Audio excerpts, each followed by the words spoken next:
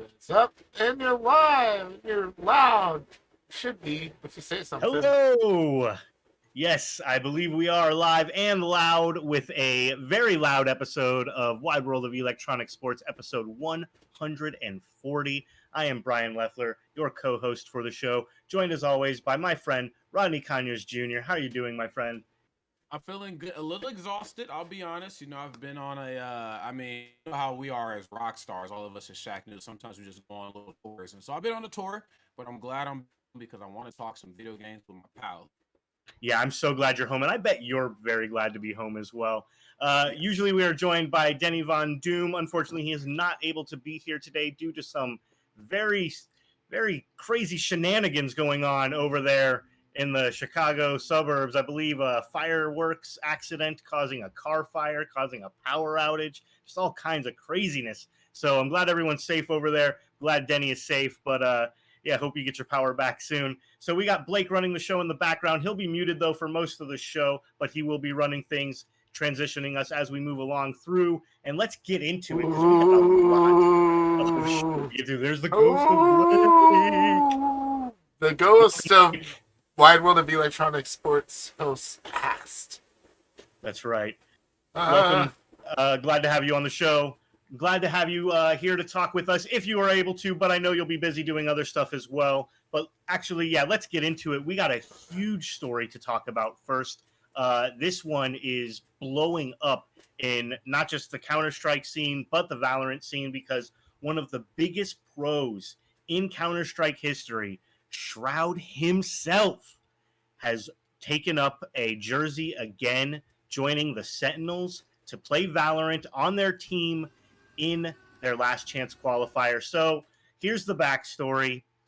Mm-hmm. Sentinels had to drop a player. Right. Unfortunately, things happen, right? So Hunter Sick Mims announced that he was taking an extended leave of absence. I mean, really hope everything's okay. Hope he's able to come back soon. But in his absence, the Sentinels are down a player, and they haven't been doing so hot in the VCT this year. In fact, they have to make their way through the last chance qualifier in order to get to the finals. That's their only ticket to the finals is the LCQ. And as far as, I mean, you know all about LCQs and how high stakes they can be. That's So right. when they announced they were looking for a fifth, Shroud actually contacted them and said, "Hey, Oh I wow. want to help you guys win." And the funny thing is, they didn't think he was serious, like at all. They didn't think Thought he was memeing. yeah, they thought he was memeing. They thought he was trolling for sure. They were like, "There's no way this could be real. That we could get someone like Shroud, like just giving up giving up that YouTube money, that mixer money, um, to come over." So yeah, Shroud does want to play. He does want to play in this LCQ. He wants to take the Sentinels to the finals and win everything. He actually went on stream after the announcement, after this big announcement hit Twitter. This announcement hitting like 2 million views within hours. Yeah, I mean this announcement just blew up, of course. So after this, of course, he went on stream to let everyone know that he's actually serious. This is really happening, people. Shroud is going to be playing for the Sentinels. Their Valorant roster is getting a huge one up from this. I mean, what do you make of this, Rodney? Well, first and foremost, you already know what I'm gonna say. I love the fact, and sorry, I sound like Steve Urkel. I've been shouting at events for the last so many weeks, but first and foremost, we have content creators, and he wasn't always a content creator. Of course, most content creators started out pretty good at what it is that they're creating content on. Then they were like, you know what, fuck this, I'm out. I make more money on YouTube, Twitch, Mixer, whatever the case is, MySpace. He was like, I want to play, okay, and I had a feeling he may have reached out. Um, but I love the fact that that gap is starting to become a little bit more, it's starting to become a little bit more closed off. Before it was like content creators stay in your realm of the woods and we'll stay over here as competitive players. But now people are starting to realize the fun of competitiveness. Like the casual audience wants a little bit of that competitiveness that they can hold on to, like that narrative. And then the competitive scene is just like sometimes we just want to have a little fun and cut loose too. We want somebody to get in there and play, but we want them to have a big party. can't think of in this case right now than Shroud. So I think this is really awesome. And I was also like, as we were looking at this and talking about it, I was looking at some of his previous teams. He played for Cloud9. Like that was the Yeah. last like Yeah, that's the big last tier time one he team played he was with. in Counter-Strike Global Offensive was with Cloud9. I mean, he was with other big teams as well, Complexity Gaming, and then some smaller teams before that. But I mean, Cloud9 is as big as they get in the esports world, and he did really well for them. I mean, it's because of his work he did with them. That's why he became a legend in the Counter-Strike scene, and that's why he's just a legend in first-person shooter streaming in general. I agree, and I love the fact that he's come back and to kind of prove to the world that the content creators can definitely get it done too. I think in the realm of more esports and maybe traditional sports, but I think sometimes people forget that there are people in this industry who might not play, but who did used to play a long time ago and who are very, very good at what they do. Like even some of us here at Shacknews, I mean, it wasn't really that long ago. We're only talking a few years, here. Well, I mean, it's true, but think like esports, like what have you done for me lately type thing. Like, true. you know what I'm saying? It's like they got the free of a goldfish. And I even think of like us at Shacknews, like, very well-rounded staff. We're obviously we write very well, we create wonderful content, we do all this really cool stuff. But if it really came down to it and we needed to compete, like a lot of us on staff could tear some shit up. And I think Shroud stepping back into the ring this way kind of proves to the world that hey, no matter what you are in this industry, you can still compete with the best of them. I like it. Yeah, that is. You do raise an interesting point in the whole kind of what have you done for me lately mentality. There's a big difference. I mean, Shroud is good at video games, right? He's just that's just an understatement, right? He is godlike at video games. And he's no slouch at Valorant. Obviously, Valorant is very similar to Counter-Strike. They share pretty much the same DNA as far as their game design goes. And he has made insane plays in Valorant, like we're seeing in the B-roll right now. Right. But that's not a competitive professional situation. You know what I mean? There's a difference in playing Valorant in your home for content creation and then playing it on stage, with a group of players. Now, that's also another thing is this is a group of players he has not been training with, for the past few years. This is a group of players. This is a team that he now has to just kind of integrate himself into. And not only that, but he's coming in as like, he's kind of the hot shit, right? He's Shroud, like holy shit. But these players, they have a team. They probably have a way of playing together. They probably have a routine, that they do together as a team. So I feel like he's going to have to come in and kind of integrate himself into this team and not try to, I don't think he will, because he doesn't seem like an asshole. You know what I mean? Like he just seems like a really genuine, nice guy. So he doesn't seem like the type that would come into a team and be like, well, I'm the hot shit now. I'm now the captain of the team. You're all going to fall in line behind me. No, I feel like he's really going to try to more just come in and be like, what can I do for you guys to win this LCQ and get us to finals? Yeah, because I think this is the first something. He's always done like smaller tournaments or like things that kind of more being a content creator, actual competitive environment since being on Cloud9, as opposed to what we're seeing right now, where he's stepping back into the 100% full esports ring. And I like that. I think he's having that himself that I know I'm fan fucking taxed. I know I can get in here and tear this up, but this is a base thing, and this is where my roots in gaming come from.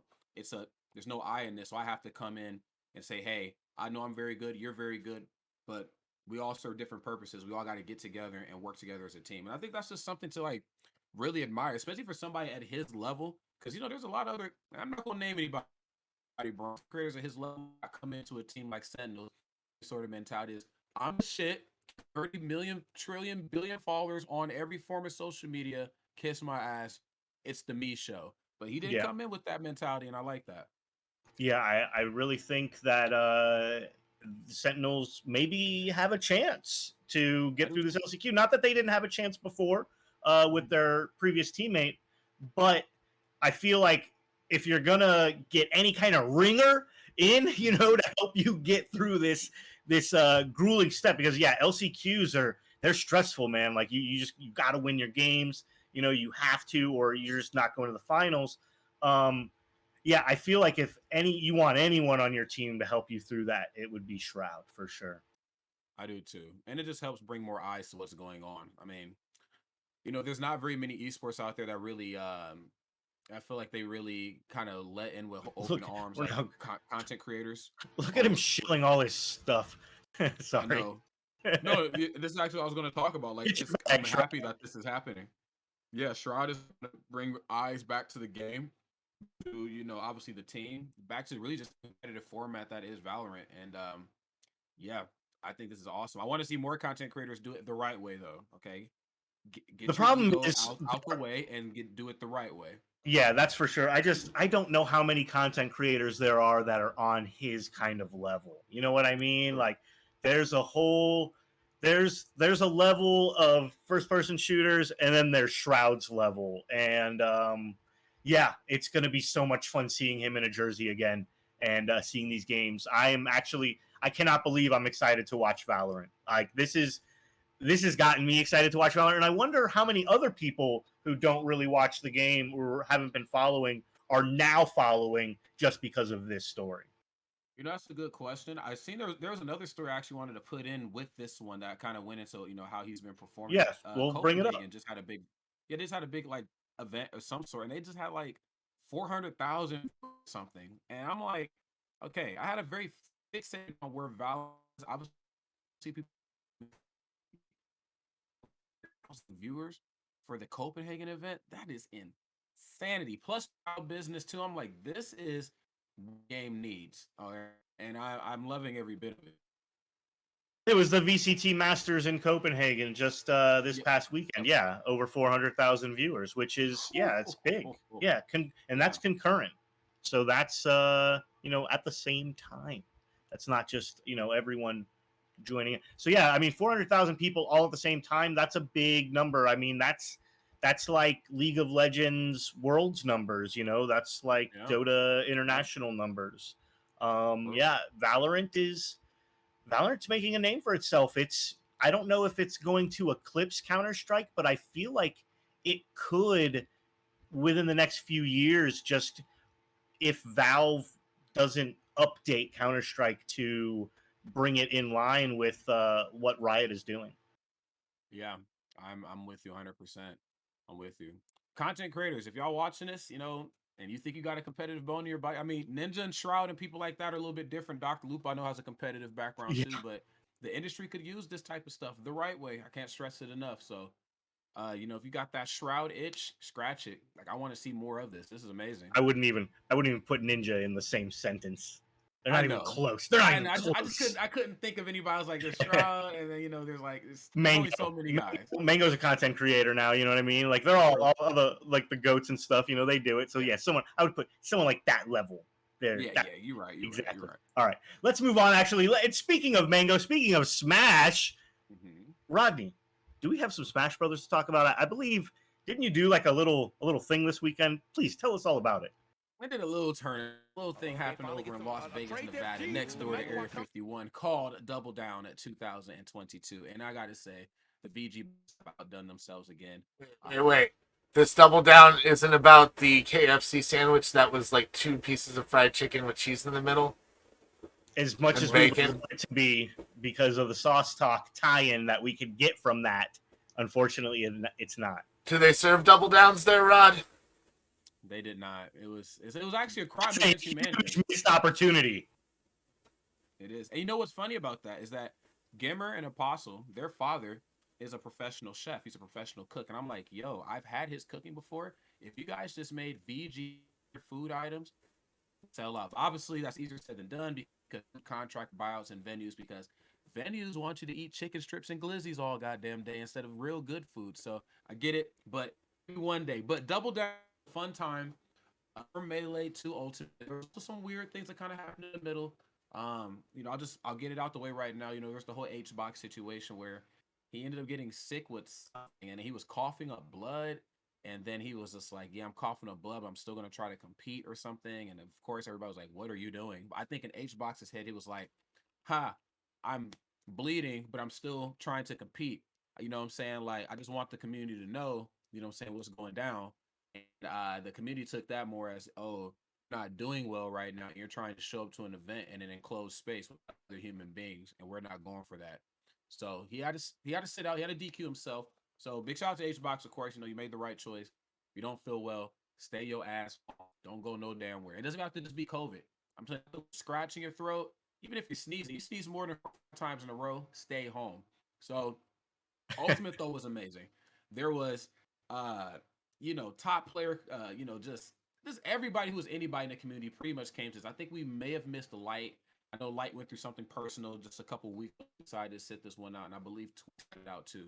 But the crew battles, we did an international crew battles, USA and Canada. We had to sprinkle a little bit of our friend from the Great White North in there, our friend Riddles on Team Liquid. He played for Team America, and then Mexico plus the Caribbean's team together, plus Team Japan, plus Team Europe. So that, of course, is always fun because crew battles, I feel like, are on the foundation of fighting games. And you and all your sweaty homies together, you assemble another crew of sweaty homies together somewhere in a big sweaty location, and you just talk some good shit and you dig out. A little bit more difficult to talk some shit in Smash because, of course, the international representation is huge. So there has to be later in the middle. Hey, probably didn't know what he said, but go fuck yourself. But you just didn't understand it. So, but there has to be a little bit of that.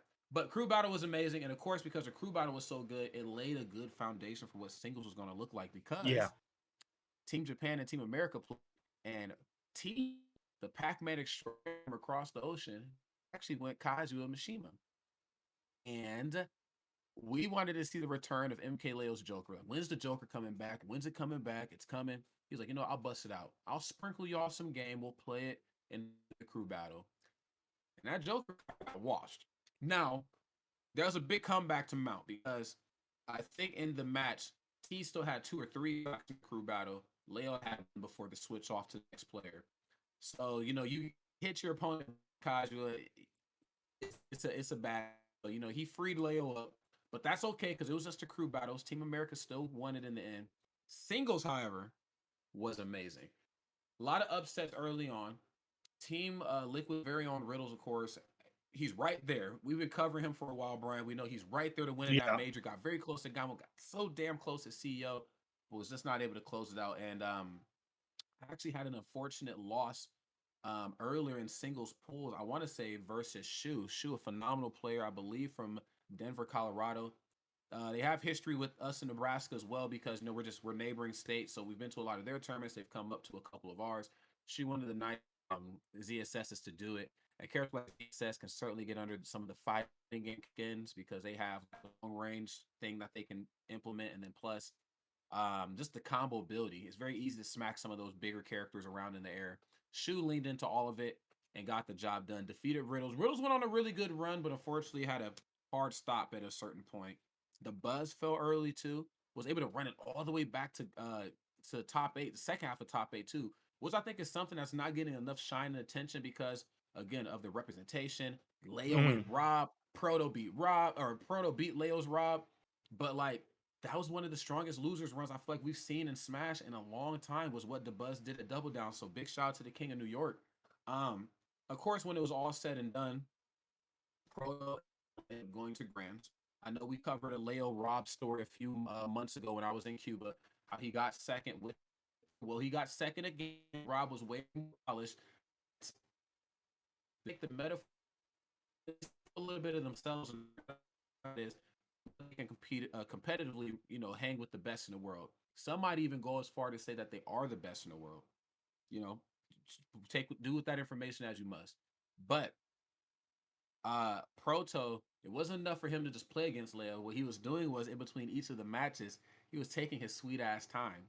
So that way, if Leo had a lot of momentum, or if he just beat the shit out of Proto, he was like, all right, this next match, I'm gonna start filing my taxes before we jump in it. Now I'm a little long overdue. So he'll do a whole bunch of crazy stuff. And at first I thought maybe he's doing this by mistake, but there was like a clip of him, some eye drops, and he like put him in his eye.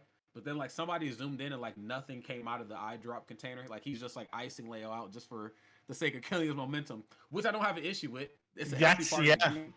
That's part of it. You got to. So at the end of the day, though, Leo's best.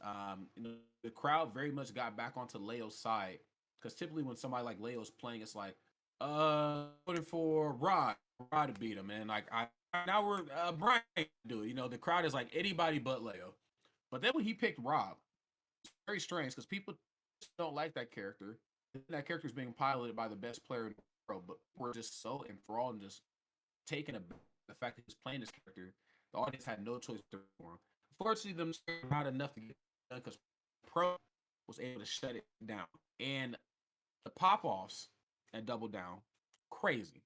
Everybody, it just felt like Bryan, everybody was like, all right, what's coming up? And they're just in the mirror, like, who's going to pop off when they win? I'm going to pop off. And they're like practicing it in the mirror and stuff. Some of them were pretty good.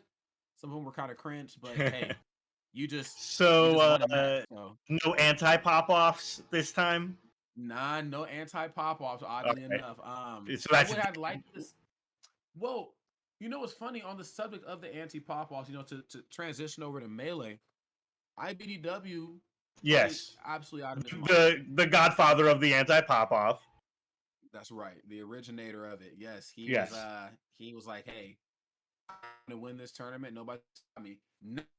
Now, I never had a favorite player really. I've had a favorite like Smash player. Like New King's my favorite player, despite us maybe only speaking 3 times in our entire time together in Smash. But he's my favorite player for a lot of reasons. Just to be able to compete the way that he does, and multiple platform titles. Because like unlike traditional fighting, the skills carry over to like from one game to the other. It doesn't quite work the same with platform fighters. But the fact that he did it for so long at the level he did it, amazing. I mean, he severely lives up to like the title as the robot. But Amsa, I think, is my favorite player, Bryan. I knew exactly what you were going to say. And I knew you were going to say that. Hold on. I'm sorry. I don't mean to cut you off, but I knew you were going to say that because Amsa just has that quality about him. And the first time I saw Amsa play at a major, I was like, this guy, this is my kind of guy. He just has it. Some people have it. And after I watched him, I was like, man, I think I have a new favorite player because you can't help but root for the guy, right? He's just, I don't play Melee. I feel like I get my money's worth out of watching it. It's very stressful at top professional play. I'm sure obviously there's lessons to be learned like there are with any game that you get good at. But I was like, this one just ain't me. I'm much more a spectator here. And I'm like, damn. As somebody who knows Smash, obviously, at least at its fundamental level, I don't know like the ins and outs of Melee. Amsa's working very hard.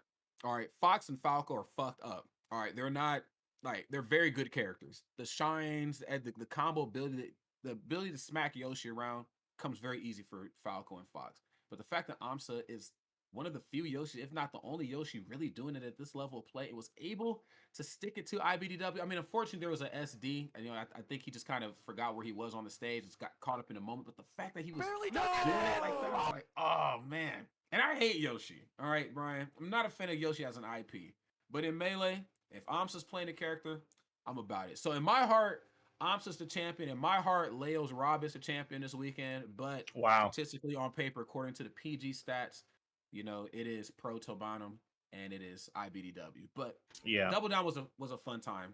I love Vegas in parts, more so for the food and the attractions than the gambling and the smoking indoors. And did you get a chance to talk to anybody for us while you were there? I did. I spoke to Yanni. So the players were very tapped in this weekend. Usually there's a little bit more time to like loosely like grab a player real quick for a small interview, but Yanni and a lot of the, especially the younger players, were very, very locked in. Like, hey, like it's all business. Like, we got to make it quick. We got to keep it brief.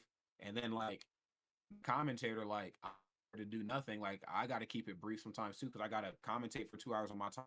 And then I gotta hope like, hey Bryan, I need to interview you. Well, when's your block over? Well, it starts at 4, ends at 6. So I hope you're still around 2 hours later, which is not the case. So but I was able to track him down though. And we talked about, Minecraft Steve, where his place is in the meta, when are we going to get him sponsored? Just the traditional questions. I didn't want to ask like too deep, like, yo, man, so what is the meaning of life? I know you only got 2 minutes with me, but life. So he was able to give me some insight on how he felt about Well, the that's current cool. state of the game, and he thinks the character's top 3 and the best for himself. So I was like, hey, keep doing your thing, young man. Awesome. So, where can people check that out? Is Greg putting that on our YouTubes or? That one's actually just a Twitter one. Okay, so Typically, that's on our Twitter. it's on our Twitter. I try to do like the longer ones, but it is only if I got time with the players, like to do like a Yeah. 5 to 6 minute one. Then yeah, but typically I try to keep it like 2 to 3 minutes, just so that Oh, way if we it's can just get a like couple minutes, yeah. that Twitter thing. Yeah, but next tournament I'll be at is Super Smash Con, and people come to that tournament a day early. It's a Thursday, Sunday thing, and they do like combo contests and all that other type of stuff. So Thursday I should be able to hit the ground with some more interviews, but Double Down was just too difficult. They were like, "Yo, we can't. We don't got no time to talk." And then what's fucked up about fighting games is that after they lose, they really don't want to talk because the only thing you can ask them is, "Hey, so how's your weekend been so far? How's your bracket run?" And they're just like, "I lost." I'm like, "Yeah, but did you eat any good food or like have any drinks?" "I lost." I'm like, "All right, man. This has been Rod with Shacknews.com. Keep it locked." Yeah, You really, that lost. wasn't the question, but I'm sorry you Yeah. lost. Yeah. Yeah. But no, it was amazing though. I thought it was a really great time. And I just haven't been to Vegas in I don't know about 3 or 4 years since there's no Smash Evo, and I feel like this was a good way for Smashers to still get that Evo Las Vegas fun without actually having to go to Evo and Yeah. spending all that money. So this was the first Double Down, right? Like there hasn't been a Double Down yet. This is something that Gimmer put together for Smash World Well, Tour, I believe, or have so yes and no, and I'm actually glad you asked that question, Brian, because it's a yes and a no. So there okay. was always supposed to be a double down earlier in March, but like the pandemic kind of pushed everything back, which is why we also ended up getting Genesis in April and a handful of other events shifting. It's another reason why we ended up getting Genesis and Pound, two of our most legendary events back to back weekends. Thanks, COVID. But this event or off of another tournament about 5 years ago or so in New Jersey called Royal Flush, and it was another event in the casino, and it was themed, similar vibes. VG was just in a much different business and just has a career in X, Y, and Z. Now they're able to actually move it to Las Vegas and really give the people the experience that they really wanted to. And of course, it's a platinum stop on the world tour. I mean, they only made the world tour. This is only Yeah. their event. It should be a platinum stop. But honestly, this one though had the stats to really prove it. Pound was kind of lacking in numbers because of Genesis and whatever, but Double Down had the numbers to prove it. Had the matches, the physical, everything. So I was a man. Vegas is exhausting, Brian. I know that, but it was still fun. What do you think of this means for the future of Double Down? Do you think this could be a yearly event, especially if Smash World Tour, takes off and becomes a yearly event? Could Double Down be one of the key Platinum Tour stops going forward? I think so. I think world tour a I think VG does the most with Double Down, Pound, um, Apex, which is coming back. Mm-hmm. That's going to be a story when that happens. Super Smash Con, which I don't think, but they have a very big hand in, and then two glitches a year. I think the only other ones close in numbers of events are probably EMG with the Let's Make Moves Miami, Let's Make Big Moves, and then Gommel. Um, is when I think of a TO team, they have it all. They have their own venue, they have their own production equipment, they have the biggest Smash channel on the planet, a world tour. I mean, they pretty much hit every nail on the head. So I think circuit or not, they could have did this shit and still probably would have got the same result. So I thought it was great. Hopefully we could get another one in 2023. We could get the Shacknews team to come out and ball out and have some good food. I went to the Gordon Ramsay restaurant and I almost went to Hell's Kitchen, and yeah, like that would have been really cool to do together.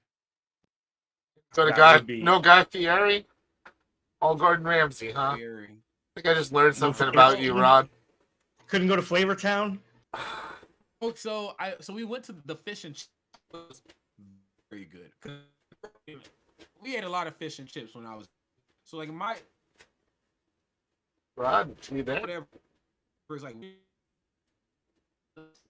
Gordon Ramsay, you know what I'm saying? Like, people eat, I'm not really here to eat food. Why? Rod, This could be good. you're cutting in and out, buddy. Am I? Yeah, Yeah. kind of robotic quite a bit. I don't know if your wife, because like You you'll might have wanna- you'll have spots where it's clear and then it'll just get kind of bad. I didn't know if it was just me. Would you do you mind turning your turn your Discord cam off and on again real quick? Yeah. Hold on. Rod? Good. Let's see. There's quite a bit of a delay. You're still pretty robotic. Yeah, Oh, What's going on? seems like see. a connection. Who's using up all your YouTubes? Yeah. I don't. Who's torrenting a bunch of porn right now in your house? I've only. I haven't been home in a month. Let me see if I can. Oh, I am robotic. I can see me. Okay. Yeah. That's not good. Whoa. Well, to wrap that segment up, Double Down was amazing, and I hope we get one in 2023 for the Shacknews team. We can all come together. That'd be wonderful. Absolutely. So moving on, there is another Smash story we wanted to get into. Actually, a couple more, because one just got announced right before the show, which invariably always happens. You know, the Smash news just keeps coming so fast. But first, we got to talk about the Mango Nation tour presented by Blockchain. This got announced, I think, just a few days ago over on the Cloud9 Twitter. Yeah, so we got the Mango Nation tour presented by Blockchain. Looks like you can register and play yourself. So this is like not an invitational thing, but a full-on nationwide tour. Yeah, nationwide online Smash tournament. So this is going to be online, not going to be an in-person tournament, but still with a prize pool of $35,000 and a chance to compete at Big House 10, which is a huge in-person major. Yeah, this is pretty crazy. Yeah, what'd you think of this announcement when it came through the other day? I gotta be honest with you, and I might turn into Rodney Copperbottom and get all robotic, but I'm gonna try to get this out. So I think, um, first of all, you know, people have obviously very fixated and just strong opinions on crypto. Respectfully, I get it. You know, some people don't know and they're afraid of it. Some people absolutely know and they don't support it. I get it. I feel like we talked about Hungrybox and Coinbase. I think this kind of just falls suit. It's like, hey, it's an opportunity for you guys to make money. I'm sorry, like Nintendo is involved. They're not involved the way that we would quite like them to be, but they're involved. So I need you guys to support this. And the history in Smash shows that we just suck really bad at supporting things. It's like it is some money. You can't be broke and picky, can you? So broke, picky, and opinionated. That's the Smash in a nutshell. And so I actually took Mango off to he wasn't going to do an interview for this, but I took Mango off to the side though. I was like him and one of my other buddies, we were talking to him and it's like, what's all that Twitter BS, man, about your new tour? I mean, I think it's cool. You're highlighting Slippy, which has been one of the biggest godsends. I mean, we talked about if there was a Mount Rushmore for Melee, Slippy has a pretty good shot at being on it. He was just like, yeah, they can suck my nuts. Like a very Mango-esque response. He's like, you know, they want money. I'm trying to help them out. You know, it's just a crypto wallet. You get money. I want them to do well. I want the community to have what we didn't have, opportunities to a passion. Way they don't have to grind like I did or like how each box. And this brother's preaching right now, but I said you can't let the haters get to you. I mean, if you have to do it this way, I guess do it this way for a while. And he's very excited to do this. He loves the big house. I think, you know, we talked about Apex and Pound and Genesis like as our big three. Apex is in that as well. Like it's honestly a big four, but Apex, of course, has some very skewed history in Melee. But first and foremost, though, he wants people to, you know, support this. And honestly, given his history in the community and just given like how good C9 has been to Smash, and a lot of people don't know how good C9 has been to Smash because it's not like an in your face thing. It's more of like a background production thing that nobody ever knows. I think people should be very supportive of this event or these events, excuse me. Yeah, and now that we have the map up on screen, actually, I wanted to point out that this is being divided by region, and the Mhm. regions are really interesting because this is not just an American tour, but this is a North American tour in that all of Canada and Mexico is included. Mhm. So parts of Canada are included in the different Northwest, um, Northeast, and Midwest regions, and then all of Mexico is included in the Southwest region. So that really opens things up with $2,500 going to the first place player in each region. Yeah, that opens up the door for a lot of players, especially with Mexico on the table.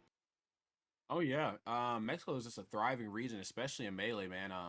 I kicked it with a gentleman named Eddie Mexico, from Mexico at Battle of Yeah. BC, and one of the strongest allegiants, maybe the best one in the business. I'm not exactly sure how that is all coming about for them, but yeah, he was very, very good and very polite, very nice, very just happy to be around. Like we went to some of the gift card shops, and he was like, I know we can go to like a show and spend a bunch of money, but I just want to go to the gift shops. I want to bring stuff back for my family. I just never thought Smash could take me here. And I'm just like, all right, man, there's still good people in this community. I'm trying not to, it's like, I ain't gonna shed a tear. But there's still good people left in this community. So I'm glad Mexico's involved. Yeah, and it is going to be held via Slippy. So Slippy is still, somewhat involved. It's going to be the platform of choice for this tournament. Your Slippy ID is required to participate. Participants are encouraged to stream their point of view.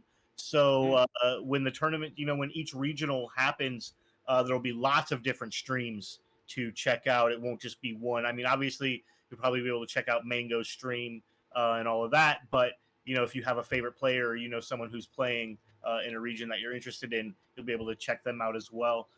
Yeah, this is pretty cool. I mean, I know it's just another online tournament, but with a player cap of 1,024 players per region, this is going to have as many people as want to, like, basically, if you want to sign up for this, you're going to be able to sign up for this, right? Like, I can't imagine there being more than that in each region signing up. Yeah, Hmm. and I know people are excited to see online tournaments, or I'm sorry, in-person tournaments coming back. Obviously, you just attended a huge stretch of in-person tournaments. You were in there. You were definitely doing a lot of travel, um, but still, I feel like there's still room for an online tournament to be hype, to be Yeah. exciting, and hopefully this one will bring that. I like how Blake is highlighting that the payments will be received in the form of Bitcoin through a Bitcoin wallet. So if you get first place and you get that $2,500, you cash that shit out immediately. Do not Immediately. wait for the price to fall any farther. Yeah. Get that It's, out. you got, you got, man. And I do agree with you. I think, there's always going to be a bad light that I think online games are looked at in, especially fighting games, because of just the frame perfect precision needed to execute combos and just really just the sheer nature of fighting.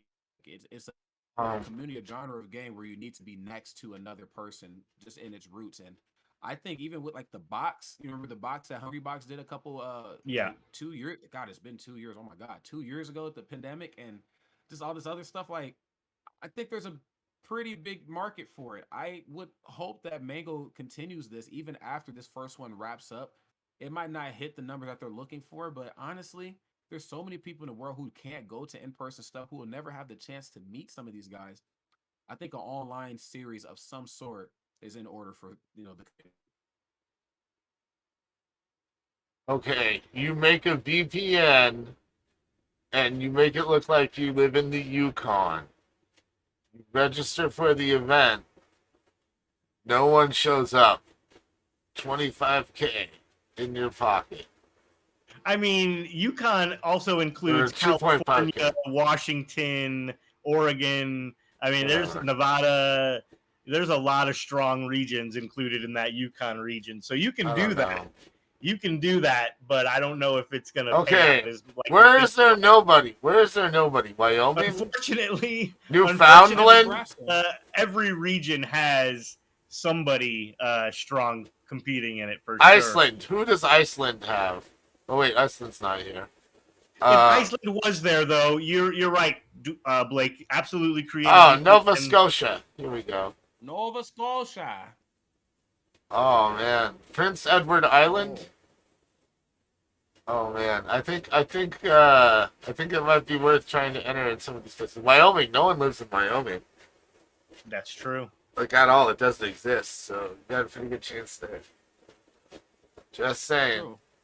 And it seems like you need to have a wallet at blockchain.com in order to get your money. So just pointing that out. No, it is definitely tied into the whole block because blockchain is sponsoring this and they're putting up that $35,000. They are definitely making sure that all the participants are creating a wallet in order to get their payments. I mean, it's not ideal, right? It's not how I would prefer to be paid out for a tournament, but there is no restriction on cashing it out though, and it does say right below that once your winnings have been transferred to your wallet, you can exchange it for USD or whatever currency by linking your bank account at any time. Basically, it's not like the players have to keep the money in their wallet for a minimum amount of time. Because I was thinking there might be some kind of stipulation like that, where basically the participants are required to hold their wallet for like a month before they can cash out or whatever, which would really suck because in a month, who knows what could happen to the price of your winnings if they're in a crypto wallet. I mean, it could go down. It could go up. You might make money on it, but it's a gamble, right? Either way. So at least they're not restricting how people access their winnings. Mm-hmm. Yeah. Once you get that Bitcoin. Once you get the Bitcoin, that's right. I know it's weird. It's like I would, if Asif was here, he'd have some very strong opinions on it. I mean, the community shouldn't even have to be at this level, at this point where we have to like use Bitcoin like this. If we had more opportunities for the community to make money, all right, we're not going to name it, all right, but where I'm at. But yeah, it's just these are where the big players are going. Like you were saying with Hungrybox and his Coinbox, he's partnering with Coinbase. Mango is partnering with blockchain. I mean, it's just this is where the money is going in esports. Esports and crypto have a lot of overlap in the type of demographic that are interested in them. So yeah, I mean, it just makes sense. I'm not saying it's a smart investment. I'm not saying you should put money into Bitcoin. I'm not saying that you should look at crypto as a smart way to make money. I don't believe any of those things are true personally, but it's here to stay in the esports scene for sure. Yeah, it's definitely going to be here a while. Robot Rod. Am I robot again? Kinda. What is going on? Gotta fix those Wi-Fis. I'm actually wired in. I'm on my room computer. What is going on here? All right, let's we'll move on though to our next Smash story while we're still talking about it. And that is the news with Beyond the Summit announcing voting changes to the next summit. I guess I had no idea that this was a problem, but I watched a video put up by the cheat, the cheat.com, and he was saying how that there's like a growing vote black market that's been popping up from previous summit events. So Rodney, you might know a little bit more about this than I do, being that you're closer to the experience than I am. Yeah, so summit voting is changing, and it's all to counteract this, kind of black market that's popping up for people to get their favorite smashers in. Yeah, I kind of heard a few things about this before. Like, hold on a second. I see I think now, when my bars start going down is when I turn back into a robot. Okay. So I heard of this black market, if you will, about voting and getting people in. And I've seen the complaints about the process, whether it's from the perspective of the players having to do these weird and obscene things to get votes, or just the actual voting process itself. And I seen this was linked, but when I'm on the airplane Wi-Fi in Slack, I can't actually click anything. So here, let me actually I'm gonna go to Mikey's Twitter account. Let me see what he actually had to say about it. Where is he at? Mikey actually put up Cheat.com. he put up a short video talking about how that basically, I mean, he kind of just explained this change as you see it in text form, how there'll be votes earned through the Summit Shop, votes earned on main stage at the main stage 2022, and votes earned at the Arcadian. And each one will have a capped number of votes available. Uh, so uh, players won't be able to have a runaway vote count by just having a huge following.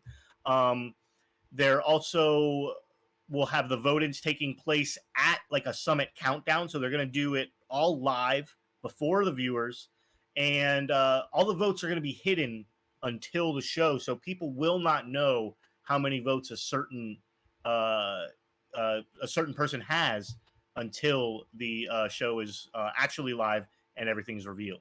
Hmm. Well, damn. Okay. Well, I guess the best way to look at this is that the higher ups in the community are listening. And I think at times people forget how important BTS is, especially in this current day and age in Smash, where like we got one international circuit, then one, North American circuit, and there's all these other tournaments popping up. And we sometimes forget that the summits exist in the way that they're supposed to exist, and that they're also meant for fun. We got to remember that these players don't really like PGR and stuff. I mean, I guess it matters on who beat who, but like these are really more for fun and just for content. And to see people get so wrapped up in the voting process and so on and so forth, I know it kind of hurts. So I mean, I'm glad that they're at least responding to like the critics and just what's going on. Because I'll be honest, like these types of conversations have been going on for quite some time. Like I wanted to say even all the way back to like Smash 4 Summit, because Wow. that's when like the summits really, really started like pop and become popular. I mean, well, I guess let me take that back. Melee ones were always like popular, but I think like the average person, like in the Smash community, I think they started to realize that summits were a thing to stay when Smash 4 got involved. Um, but yeah, this the constant back and forth on, especially on Twitter with the voting process. I'm glad that they're responding to it and like figuring out ways to make it best. So this is Who doesn't sponsored. want to see their favorite player? Right? This is sponsored by Coinbase, as Mm-hmm. opposed to Blockchain.com. Yeah. So I don't know. Is Coinbase better than Blockchain? I don't think so. But that's just I don't. It's a little different though, because the summit, while Coinbase is a sponsor for BTS and the summit, or for Smash Summit, it's not like the only. It's not like that's the payola system that they have, right? You don't. I mean, at Summit, you get paid. I'm guess however they get paid, like direct transfer or whatever. Like they get paid cash. I don't know if it's cash money like in their hand. You know what I mean? But it's it's not cryptocurrency. It's not. It's just another sponsor. It's just like It's Papa John's Benihana bucks. being They get exactly. they get penny bucks. But it's just like Papa John's being a sponsor for Smash World Tour. You know what I mean? It's just Coinbase being another sponsor for the summit. Um, but yes, it is a crypto wallet. They're also intertwined with HBox and everything. So that was kind of a thing before too, like how HBox was always like, well, he's guaranteed to get into Summit because he'll always get the votes or whatever, or he'll get invited either way. But you're right.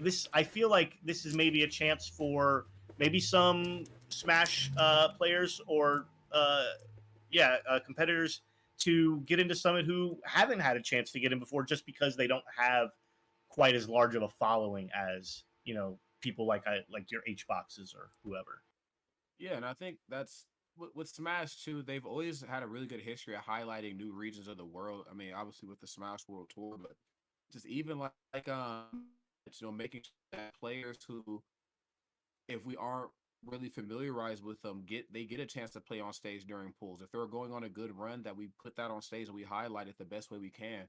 I think even with the implementation of PG stats in the last so many years, them tweeting out upsets, who beat who, when it happened, on what setup it happened. I love that. Um, and I think, this is just another avenue of making sure that people who are in the community get that chance at the big stage. I mean, I'll be honest, if I've seen Mango in these skits, I've seen Mango on the sticks, I've seen Hungrybox same way, Amsa, Hugo, all these guys, and they're wonderful gentlemen, man. I mean, I'm so glad to be able to work with them the way I do, but I would like to see new players too. And I think what Yeah. better way to highlight the entire scope of who you are as a person in an event like Summit? You get to show how fun you are, your interests, how good you are, not even just in Smash and other games as well. Yeah, I think I just think props to BTS for well, not only addressing this problem that they've had with summit events, but also the transparency that they're showing with this system, right? So because they could have just been like, well, we're changing the way voting works, we're going to make it more fair, and then that's it. They could have just said that and that was it. But they're really showcasing exactly what they're doing to make sure everybody knows that their vote is still going to count, right? Right. Because I feel like if they, because that's the one thing that they don't want people to feel like from an announcement like this. They don't want people who were previously invested in summits and voting for their favorite smashers to feel like, well, if they're going to change it, well, I'm not going to vote anymore because now it's not Right. going to matter. But now I feel like they're making sure that your vote is going to matter even more than ever. That's true. That's very true. Another place where you vote, Brian. Another place, and that's on Shack Pets. All right. Oh, I just wanted to. Yeah, it's Shack Pets. Okay. Look, I spent a little bit of time rocking that this weekend and plugging people to download this game as well because the last few events I've been to, they've had emotional support animals on staff, which I thought was a really cool just thing. Like I'm a cat guy, okay? We don't usually don't bring those out in public, but they had a couple really cute doggos, and I was like, okay, this is cool. I think they need to know about Shack Pets. And I think you all out there need to know about it too. Those mid battle cutes, okay? Trust me, we've checked. Like this out there. If you're cute little animal baby and you pair it with somebody else's, hold on, who's cuter? And at the end of the day, everybody's winners, okay? Because you know what? We all have cute animals that we're just showing off. If you don't want to buy a competitive guy like myself, there's a whole memoriam section for you. Take your cute animal and just show, hey, this is what wore today. This is what she wore. This is what they're gonna do. If the animal no longer exists and holds a near and dear place in your heart, that's another spot for you to share if you like. Got It's the latest and greatest. I got Colonel Space Cat up in that piece. look at Did you her. really? Oh man, Colonel Space Cat. I don't. No. Colonel Space Cat. I have my in memoriam for Colonel Oh, Space for the Cat. memoriam Oh. section, yeah. Yeah, look at this 5-star rating on iOS, and it's free 4+. You can give this to your kid. Your kid can play Shack Pets. We've even updated the interface. The interface looks better than this, and now we have a buddy system. If you Yep. like a pet, you can make it your buddy, and you can keep up with everything going on with that particular pet. Look at this, all the You smiles. want to be buddies with BMO. Donna, right? Bimo is the world's sweetest being, and he is just waiting for your votes on Shack Pets. Very photogenic cat. Yeah, what the team has done with Shack Pets has been really awesome, and it's obviously the best way you could spend 5 minutes of your day and just unwind a little bit, de-stress a little bit. The world is a very stressful place, and just a little bit of scrolling through Shack Pets is actually scientifically proven to help you de-stress and take a little bit of that worry off. You can just scroll through the feed of pictures. You don't even have to worry about voting for who is cuter. You don't have to swipe left or right if you don't want to. You can just take in all the cute pets and just have that calm relaxation wash over you. Or you can get really competitive with it and win Shacknews every single day, like some people, and upload all the pictures of your pets, battle multiple times a day, challenge multiple pictures, and just dominate. And with all those points that you earn, you win Shacknews. You get on the Cortex Carnage or the Cortex Carnage report, which we'll talk about later. So yeah, go to the iOS App Store, go to the Google Play Store, look up Shack Pets, download Shack Pets, use it, have a lot of fun. Have fun. That's what it's all about. And if Stack Pets keeps you locked in, then we have a whole bunch of other stuff. Think of us as like the Target of gaming. I almost said Walmart, but Walmart's kind of whack, right? We're cool. Now, yeah, we're definitely on the Target level. We're a Target. Think of us as the Target of game. We got everything Super for Target. social media. Super Target out here. Look, we got all content. We can start with social. All of us are very active. All right. About gaming, all types of stuff around the clock, 24/7, 365. On our personal accounts, of course, you can follow myself, Blake and Bryan, or you can go just right to the hub itself, shacknews.com on Twitter. Okay, we're verified, which means we're real people according to Twitter. All right, we're real. So come follow us, come hang out with us, come read our articles. Okay, we got our hard at work staff writing these articles around the clock, putting their blood, sweat, and tears into it. The least you can do is just give it a read. Okay, and if you really like what you read, maybe give it a retweet too. Who knows? Okay, I'm just saying I might be asking for too much. But we also have Instagram as well too. Just go ahead and get your scroll on for all my Instagrammers out there. Okay, we got cool video game pictures. Shack Pets is on Instagram as well too. So if the gaming stuff is not enough for you, just need more pictures of animals, we got that locked and loaded for you. Stories, reels, posts, you name it. All thanks to our wonderful friend who's not with us today. Something happened on his block, so we got to send our love and all of our support to our good pal Denny Von Doom. Okay, making our social media look as wonderful as ever, almost as if like a Zoomer did it, making it look like some 17-year-old kid just took control of our social media and made it look like what it was supposed to look like. So big shout out to him. And of course, we got YouTube too. Here we are on Twitch. If you like this, shoot us a subscription. Emotes. The Donovan Erskine emote. Can't think of a handsome one. It does exist, okay? Follow us on YouTube as well too. We got 2 channels, Gamer Hub videos, and of course, we have Shack News, interviews, podcasts, reviews, all types of stuff. And also something that Blake and I have been working on too, retail therapy, coming at you every 3rd Wednesday of the month. Blake, I'm actually glad you're here today because I got some new Pokemon stuff in the mail that I have not opened yet. Pokemon stuff. Yeah, dude. My roommate, he got me a cards in it from my birthday. We got it out soon. Nice. No one got me any Pokemon cards for my birthday. What the hell? People must really love you. You got 2 Charizards, all right? 2 Charizards. That's true. You won life. You won life. Well, I have I just picked up. I got an Astro Radiant CTB, and I've got a Cleavor VMAX box set. Well, there you go. So we'll have some fun on that Saturday show, but we still need to, what are we? I don't know what the theme is for the Wednesday show this month yet.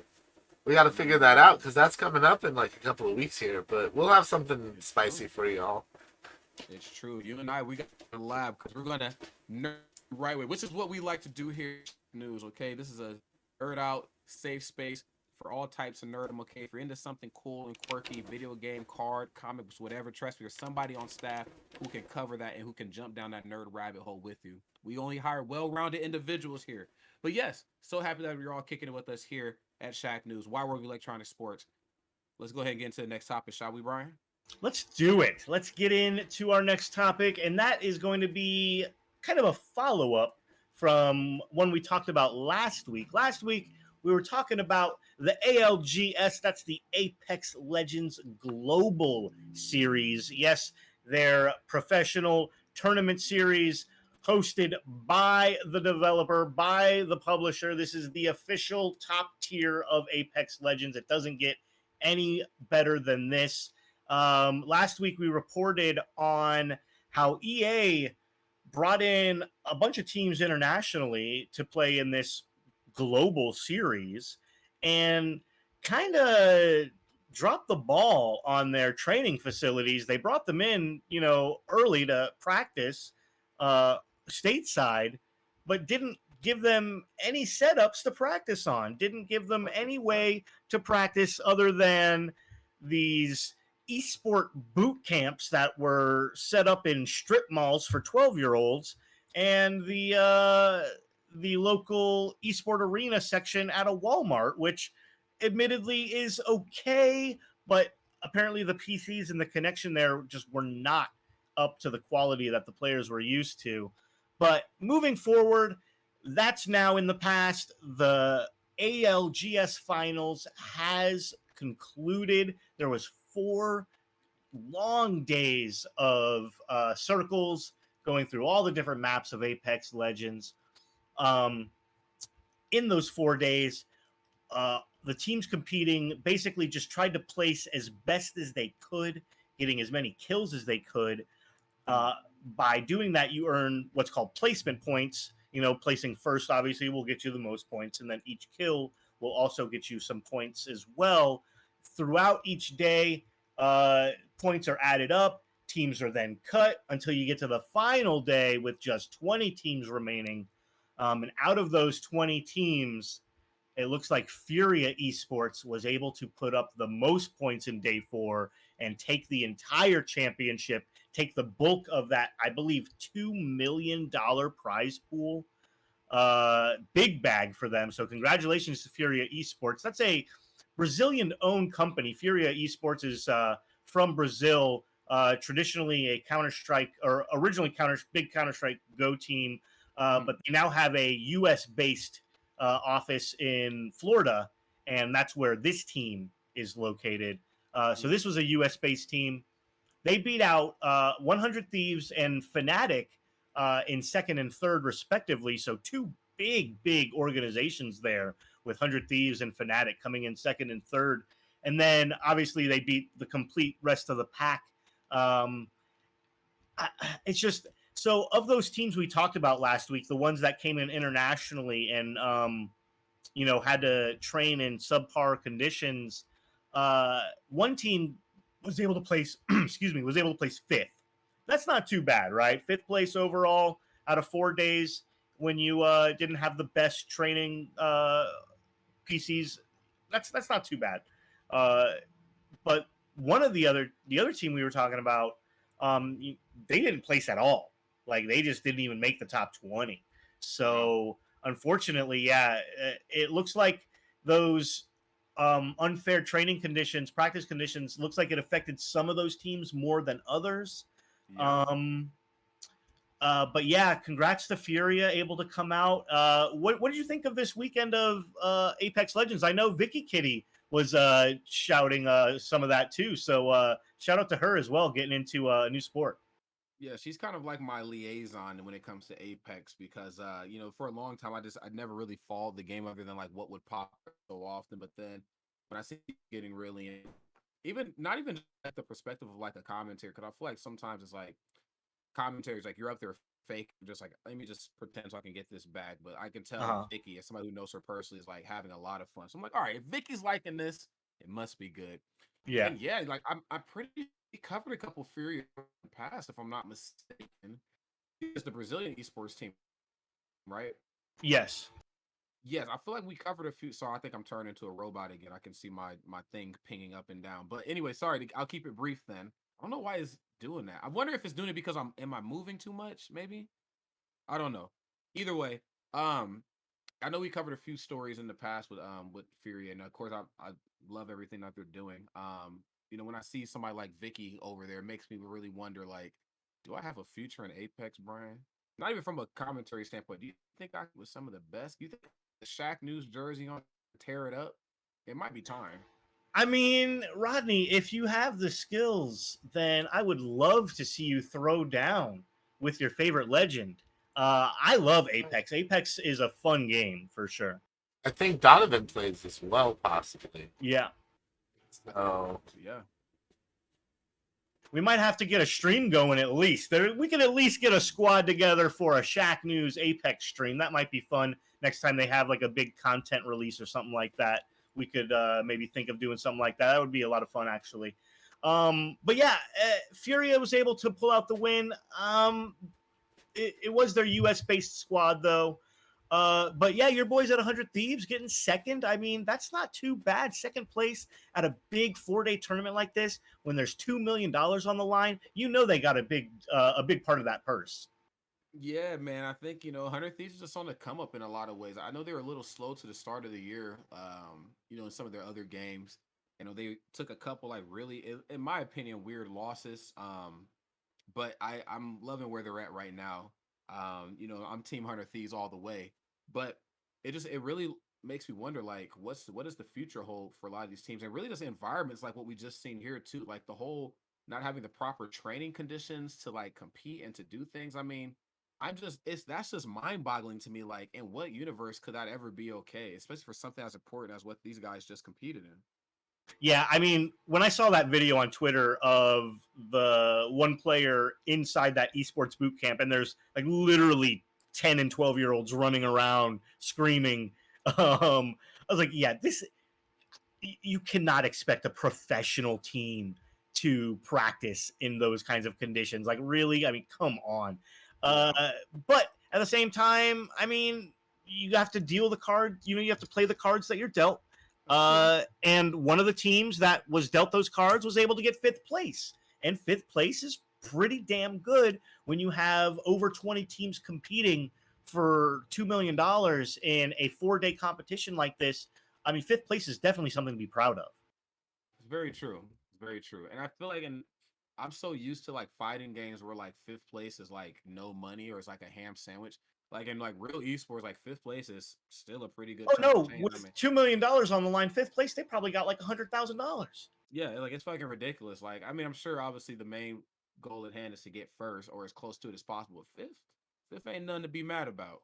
No, not at all. Especially in a battle royale kind of game like this, um, where how many points you get in each round is very, very dependent on how well your team does. And if your team just gets caught out of position or gets caught in an unlucky circle or gets caught in between two other teams, you get like a kind of third partied in a way. Just there are unlucky things that can happen that can put you out of a game early and really hurt your point standings. So yeah, it's an interesting way of playing battle royale. It's definitely an interesting way of having a tournament series. I don't mind it. It's long, right? Like each day is like 6 hours of games Yes, times 4 days. I mean, that's like I said, it's a marathon. It's it is. not, yeah, it's not like it's just a quick one and done kind of tournament.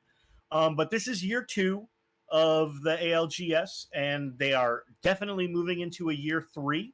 So yeah, we'll see what happens in 2023 for the ALGS. We'll see what happens for Apex Legends and their top tier competitive play. But as far as 2022 goes and everything that they had to deal with, pandemic conditions, long waits on visas and all these things, I'd say you could chalk this one up as a success. I mean, I I think watched so. quite a bit of the finals, and the production value was there, the crowd was there, the players were there. I mean, everybody was hyped up, and I feel like it was definitely a win for Respawn and EA.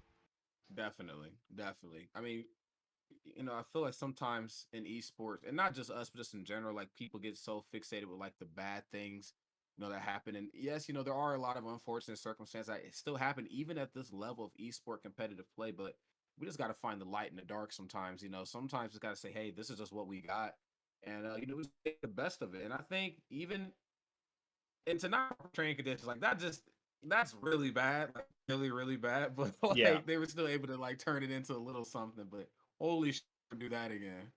Yeah, exactly. I mean, yeah, definitely don't invite teams from an international stage over to your country to Please. play in your grand finals of a series and then hook them up at, the daycare in between the Little Caesars and the dry cleaners at the strip mall, for their for their esports training. That's not exactly the venue that you want to have people at in order to practice. Maybe get them, rent them some nice gaming laptops. At the very minimum, rent them some nice gaming laptops. And put them up in a suites, a stay at home or a stay in suites like that. Some kind of place, something big enough for all 5 players to stay comfortably and practice. In a quiet location. Something. That's all. Yeah, Something. exactly. We not asking for much, bro. Yeah, not Something. asking for a lot. Exactly. But let's. I think that's going to do it for our coverage of the ALGS finals. Congratulations again to them. Congratulations to everyone involved, and especially to Furia Esports for winning the big tournament. We'll move on to a much smaller tournament, though. One that I just had to cover. So, Let's do it. there's a little spot in New York called Brooklyn Video Games and Arcade, and that is a spot that I hope to go to before I die. I would love to make the trek there and visit Brooklyn Video Games just because it just looks so awesome. They have a nice little arcade in the basement with tons of candy cabs and neat little setups. And one setup that they did this week was really special. Now, they host your traditional FGC weeklies and Smash weeklies at Brooklyn Video Games and Arcade. You know, it's a popular weekly spot in New York. So they do your traditional weeklies. They do your Street Fighter Third Strike. They do your Smash Ultimate, Smash Melee. But this past weekend, they did something that's never been done before. They held the first Mr. Ebox tournament, and it's using something called the Mr. FPGA. Now, this is a little box I've been enamored with for a long time. Right. It's a open source, community driven project to bring video game preservation and replication to the masses in a very accurate and easy to use format. There are more commercial type devices made famous by a company called Analog Incorporated out of Seattle makes FPGA recreation like Nintendos and Super Nintendos, Sega Genesis, and most famously their Analog Pocket, which is like a handheld form factor FPGA system. It's got a lot of press, a lot of attention. But what this is it's the same kind of technology, the same idea, but open source for everybody, and a much larger swath of coverage for systems. So this little thing can do anything from Pong to PlayStation and all of it in between. And it's been adopted by the FGC as official setup approved. Like you can take one of these to a Third Strike tournament in place of an actual arcade PCB, and they will let you use this as a real setup box because it's so accurate, because the FGC has determined that it really is that good. But what hasn't been done before is a tournament where every single full match is a different random game. And I'm talking completely random, Rod. Everything from Street Fighter to TMNT Tournament Fighters, from Samurai Showdown to Bushido Blade, King of Fighters, you name it, Bloody Roar. It could pop up. It doesn't matter if it's on the system. It can pop up for play. They put it in a versus city cab, so they have both players, facing each other, on the other side of the cabinet. Yep. And all the controls are mapped perfectly. And yeah, you one moment you're playing Street Fighter 2, the next moment you're playing, some random Super Nintendo fighting, like the Sailor Moon fighting game for Super Nintendo. It could be anything. I think this is a really, really cool and just a ingenious way of using this new video game preservation tech to do like a new format, basically, of tournament that kind of just wasn't possible before. Yeah, when I see, kind of some of the stuff that happens at tournaments, Breaker or C, they do, especially most notably see stuff in like Jabali Land, which will be like community ran tournaments. Mhm. And it'd be anything from Puyo Puyo Tetris to Dim's Fighting Herds to Shack Food or whatever. And it's always nice, but I always wonder, like, yeah, these are communities getting involved. I would see like a whole mystery, like just you just don't know what's going to be. And I know Breaker does that a little bit, maybe the scale of this, because of course Common Breaker's working on a tight schedule. But I love this. And I felt like too, just as somebody, and I know like yourself and Blake as well, big fan of arcades, big fan of the arcade era. But as we move further and further away from that, let's be honest, it's a lot harder to replicate a lot of that fun in person. Arcade cabinet businesses are not the most profitable businesses in the world. Up until Arcade One Up becoming a thing, a lot of those cabinets were damn heavy to move. Okay, like that cabinet that was at your local Pizza Hut or whatever, it was there forever because a large part of it because nobody wanted to move the damn thing. I owned a gauntlet cabinet for a while. Can confirm. A real gauntlet cabinet. Yes. Nice. Do you know what model of cabinet it was by any chance? Heavy and old. Heavy and old. Yes. They're all like made of like solid wood and like have like COTs in them.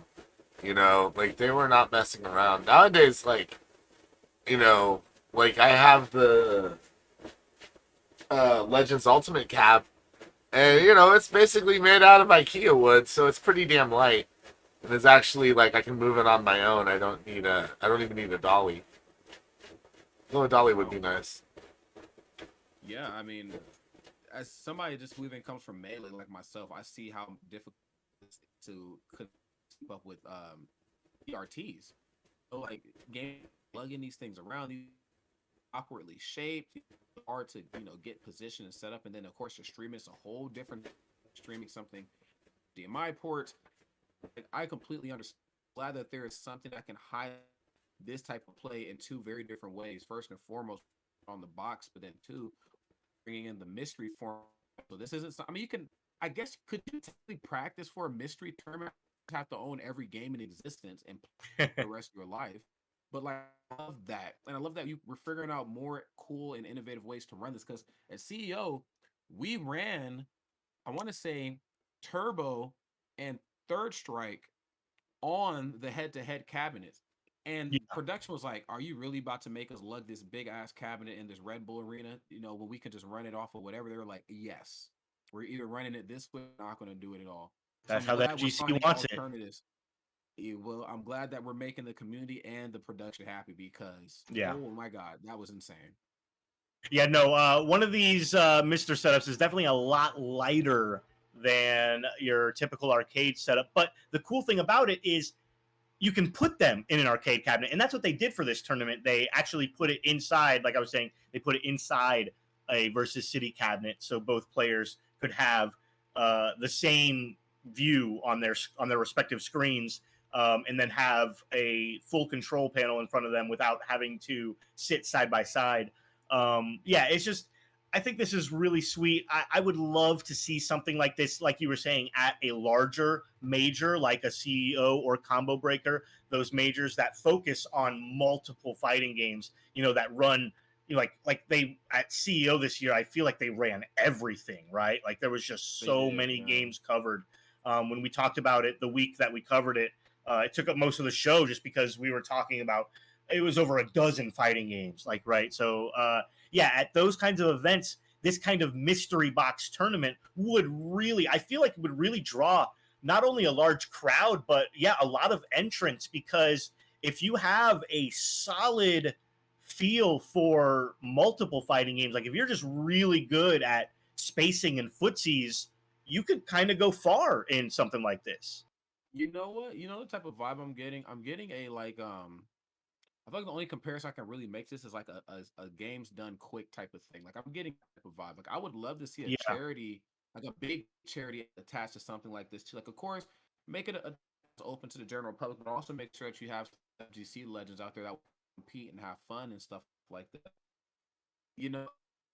I don't know how well we'd be implement this at like a CEO or a Combo Breaker or Evo, because now like since those servers are becoming so damn big, they have partnerships and those games have to be ran on their respective systems and blah blah blah.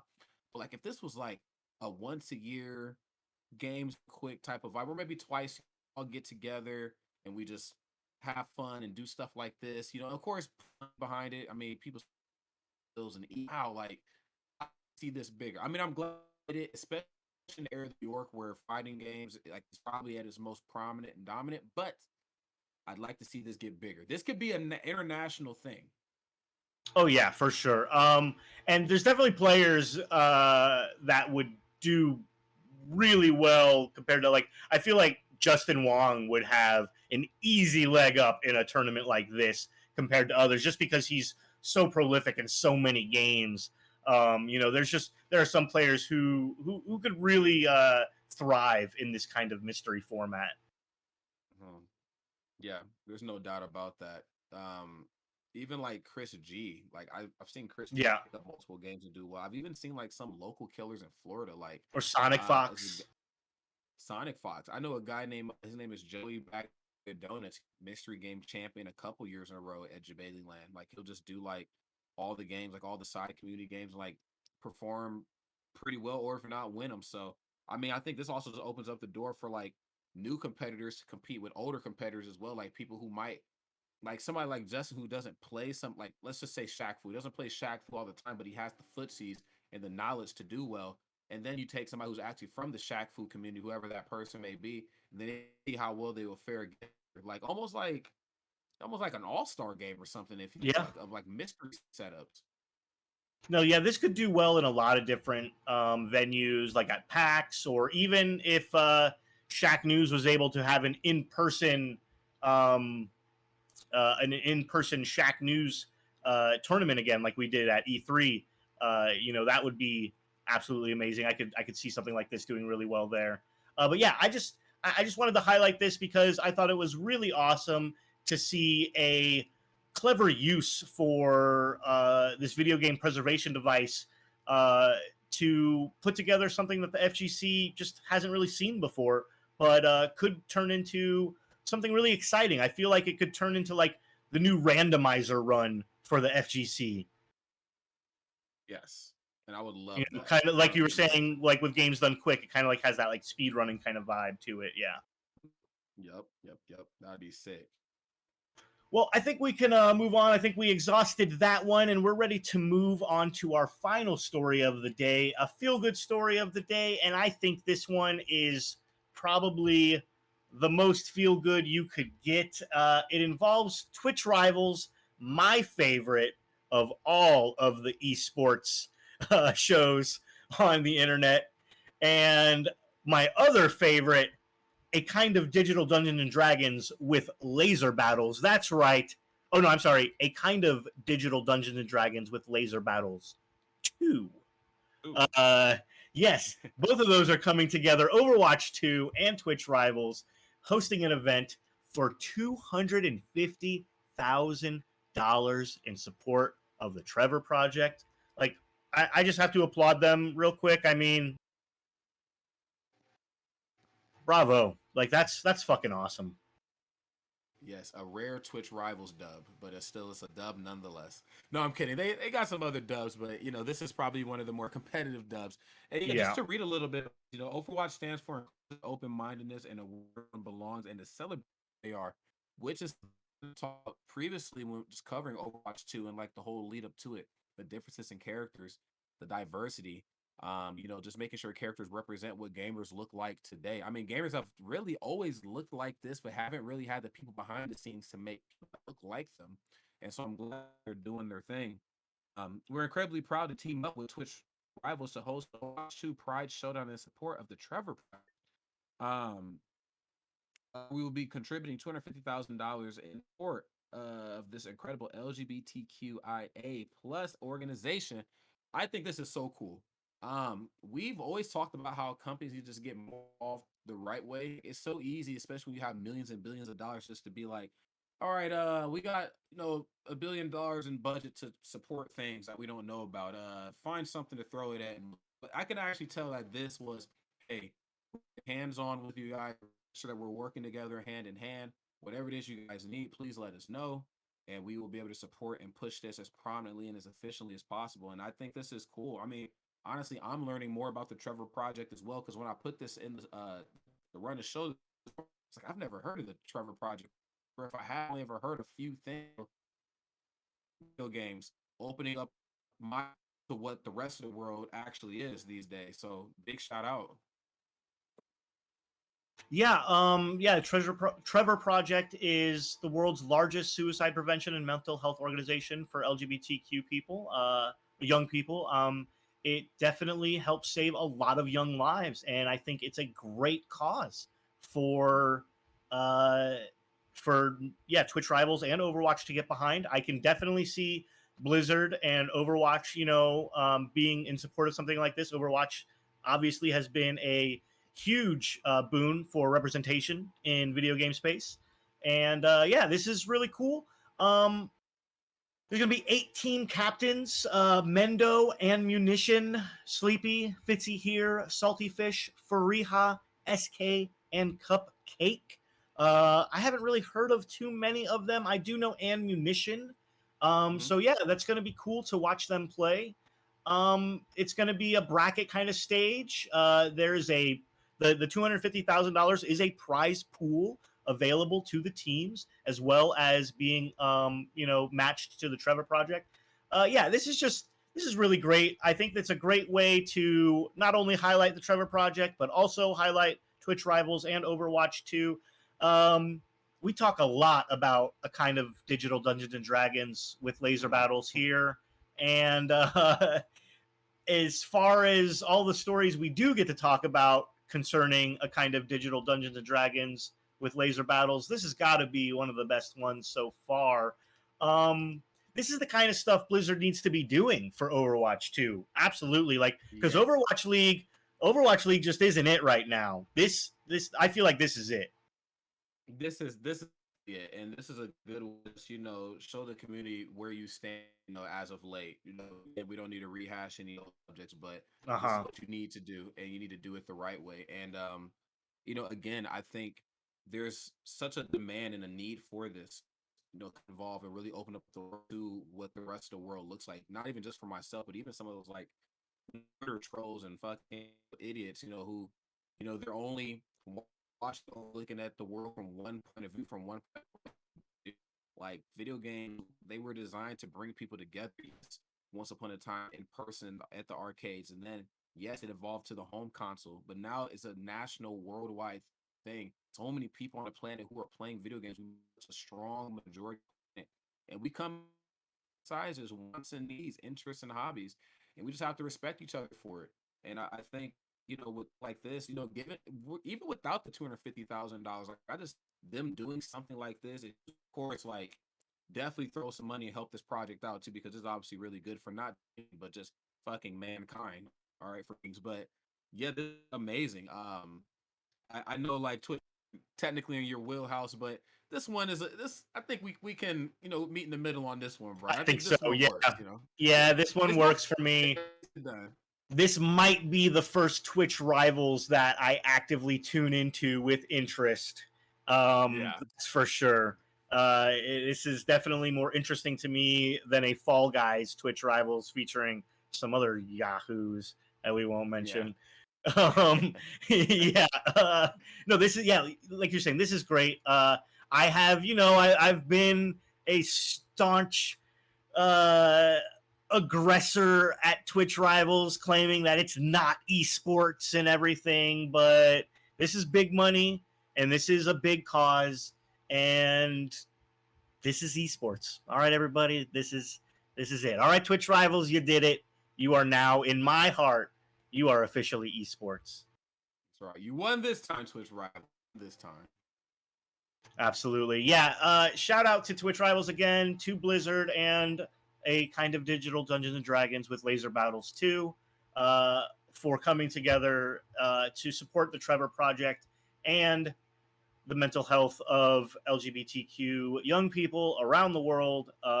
Yeah, this is just a very great, very awesome event. And yeah, looks like it will be on tomorrow, July 12th, from 2 o'clock to 7 o'clock Pacific time. So if you are able to catch it, make sure you do. If not, you could definitely check it out on the Twitch Rivals page, twitch.tv/Twitch Rivals. I'm sure it'll be on their front page, and the VOD will definitely be available. I'll probably have to check out that VOD. I might check out a little bit of it live, but maybe just a little, a little bit. Right? Yeah, I do have to do some stuff in the afternoon. Unfortunately, I won't be able to watch all of it live, but I'll definitely check out the VOD later on, and you should too. And definitely, if you can, support it live, check it out live. Maybe even kick them a subscription or whatever if that helps out the cause, if it goes towards the Trevor Project. Or you know what? just donate to the Trevor Project yourself. Details are on screen. Head over to their Twitter account. Get involved. Let's do it. All right, I think that's going to wrap up our esports news of the day. What's up, Tilted at Work? Good to see you. Thank you so much for stopping by. Glad you could make the end of the show and our way into the sauce talk. That's right. It's time to get saucy. You ready, Rodney? Let's do it. Matter of fact, I'm actually home, so I'm going to change hats. Wait a minute. Uh-oh. We're changing hats. Let's go. The Mickey D's hat is coming out. Sauce talk hat, that's right. I could go get mine, but I don't feel like it. I guess I will. All right, Rod, you convinced me. Damn it.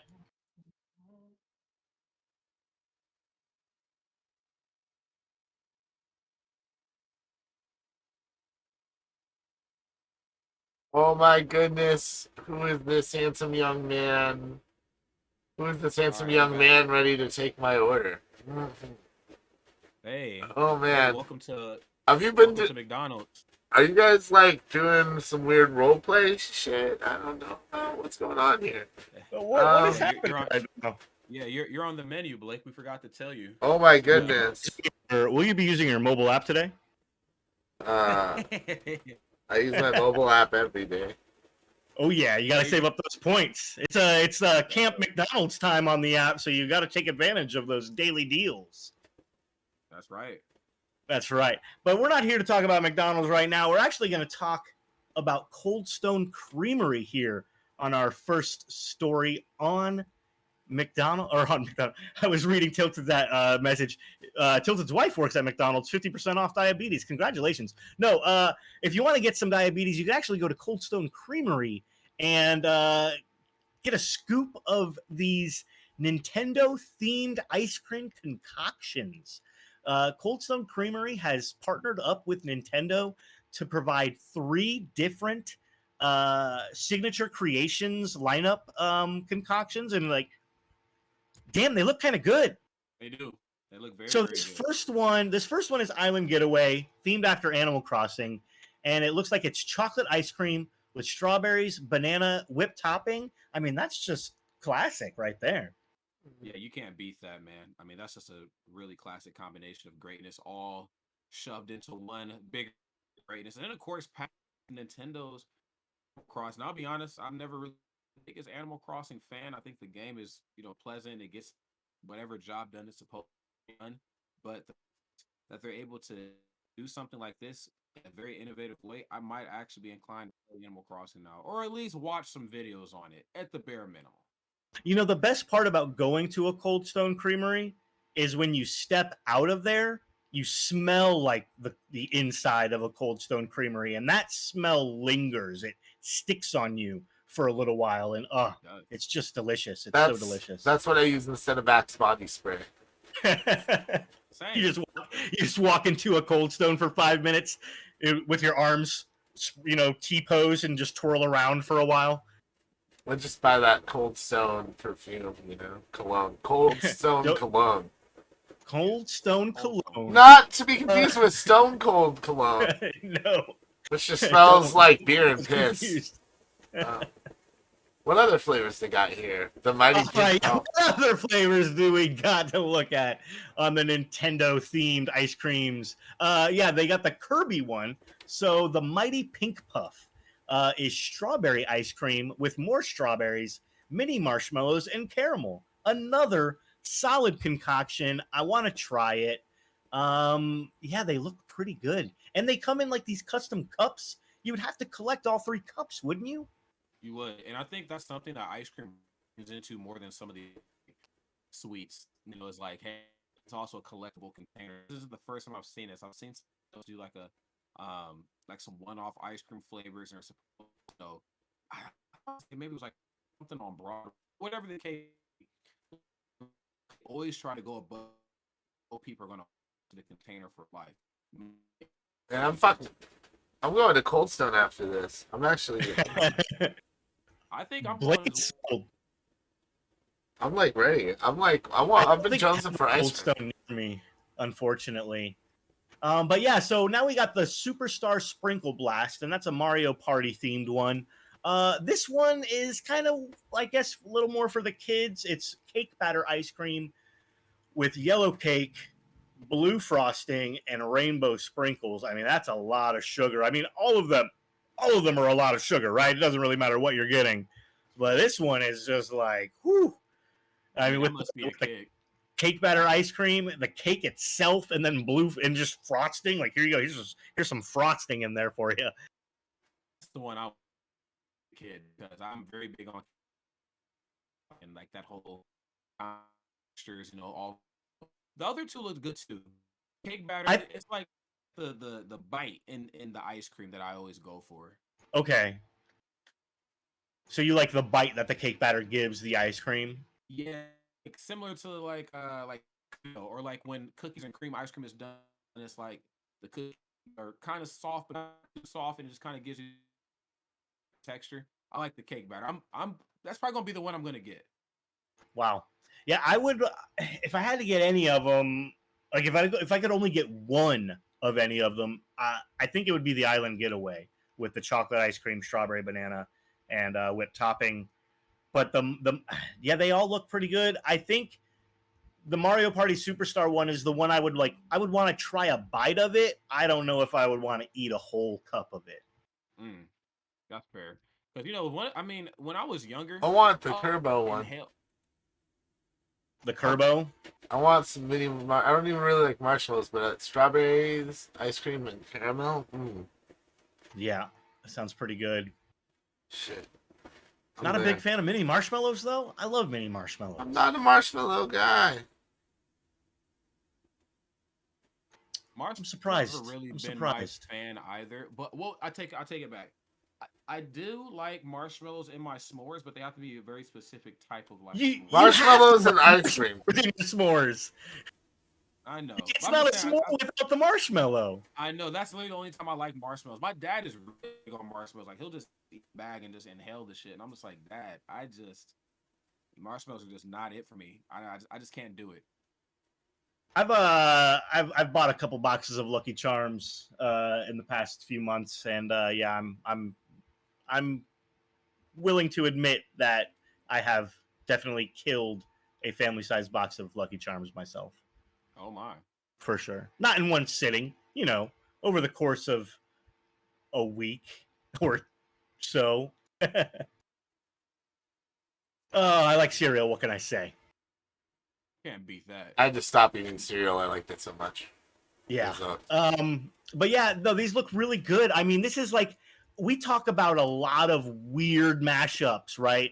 Here on Sauce Talk, we talk about quite a bit of just questionable choices and things that you probably wouldn't want together, tie-ins that just don't make any sense. But I don't really have anything negative to say about this one. This is all good to me. Wait, which one? I'm a fan. The Cold Just Stone? about this whole partnership. I feel like this is a great partnership. I feel like this is a good thing for Nintendo and for Cold Stone. Yeah, I want to see more of this. I think, especially with Nintendo, focusing itself a little bit more like the in-person stuff these days, and not just like E3, rest in peace, Yeah. a lot of that other type of stuff, but more so like, their theme park. Like I think they want to start bringing what Nintendo is to life in more ways than just video games. They want to make sure that they can entertain and that people in the mood and having Nintendo not just teach and like piece of entertainment. That would like Nintendo or whatever the hell is get it. And I can't think of any other company outside of Disney that has the characters that could really like make some well good food. I think like take like Donkey Kong for example, like a banana split something. Like I mean, It's got to be a Donkey Kong one. They got to A do tropical? more. They go Yeah. like they should really partner with Dairy Queen for like a tropical like a DQ tropical freeze or something. Yeah, see stuff like that. Like I mean the even Pokemon. I mean, there's just so much they could really do with this. I hope that this is just the beginning of something great. Now I don't want them to like start doing Mario inspired hot dogs and like they start frying food up and stuff like that's gonna get weird. But if Nobody it's a Mario though, inspired hot dogs. Whoa. Wow. I don't know. I don't want Wow. to see. Super Mario hot dogs. What would I don't even want to know. Mario should not be feeding his hot dog to the children. I'm just saying. No, ice cream. Ice Ice cream, cream. Oh. cereal. Let's keep it family friendly. Yeah. Yeah. Let's just eat this pink Kirby ice cream. No, I could definitely see them doing more. Like I could see like a Luigi's Mansion one with Oh. mint chocolate chip to get the green ice cream and Halloween. yeah, exactly. Like gummy worms or something, in there. Although that wouldn't go very well together. Gummy worms and mint chocolate chip is not a good combination. No. Just spitballing here. I'm spitballing. But yeah, What if there's they lots of did- things they could do. Oh wow. They could do a Now you Metroid make me one, think. like a Rocky Road ice cream with You can do, something like- something else to make it Metroid. I have no idea. Yeah, maybe like god, they could do like a Legend of Zelda one and like do like a some sort The of gold Triforce, plate or something. yeah. Yeah, something like that. Like oh man, hold on a second. Hold on, the multiverse actually might be open here. Wait a minute. Wait. Who else is there? Earthbound's a little too obscure. They could do a Min Min one with ramen mixed in with the ice cream. They could do an orange one. Ooh. So now I'm just looking at the rock, like whole. You gotta do a couple bad guys too. You gotta do like you gotta do a Ridley one. I don't know how you would do it though. Do a Ganondorf one. Ganondorf one would be good actually. Ridley themed ice cream. That would definitely be a stretch. Like to sell how do you make an ice cream cup combination that speaks to how does that say Ridley? That would be tough. For Ice sure. cream for Ridley? Oh, you do ube. I don't, You do purple ice cream. okay. Ube The ice purple cream? ice cream. Yeah, you do ube ice cream, and then you would add in like some Pop Rocks. Okay, Pop Rocks. Yeah. And some like gummy dinosaurs. Boom, there it is. Jesus, you're a genius, Blake. What the hell? You should be working there. I should really be making ice cream instead of doing what I'm doing now, right? You really should. Yeah, All that makes sense. I think, I think this is really cool. I definitely want to try this. I don't know if there's a Cold Stone near me, but I got to find out so I can go get myself a island getaway signature creation. Oh, there's a Cold Stone within driving distance of me. I am there. Yo, this has my wheels churning. Like you could really. Oh man. Now it's like all you can think about, huh, Rod? Rodney's just All I gonna can think email. about now. Rodney's gonna email Cold Stone Corporate with just a 20-page rambling, just list of different Nintendo characters and ingredients after each one. Oh man. They're gonna look at it and we're gonna be like, they're gonna break down and cry. It'll be like, it'll be like in Amadeus when Salieri is like looking at all of Mozart's. They're gonna go to the room where all the people who are currently in charge of making up these creations, they'll be like, "You're all fired. You're all fucking fired. Somebody just did your job for you. Get out." That's right. Says we got a new set of bosses in town. The host of Electronic Sports. We hired these guys because they know how to get the job done. You've been replaced by an email, sir.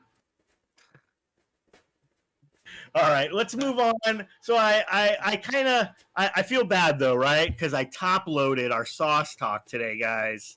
The good stuff was first, and now we're getting into like the questionable stuff. So next up on Sauce Talk is a new offering from our favorite of cheap pizza, Little Caesars. Or I'm sorry, affordable Uh-oh. pizza. Oh, wait a minute, he's here. Wait. He's Chair. here. Uh-oh. What are we talking about Kirby ice cream for? What We're talking about Kirby ice cream. Yes, we can bring it back though if you'd like. was wrong with it? I Nothing. thought you Nothing's guys- wrong with it. We loved Oh, it. nothing. We loved Oh, the nothing. idea. We think it's great. We just wanted We all more think it's flavors. amazing. We were talking about different flavors and more Yeah, flavors. just coming up with more combinations for different characters.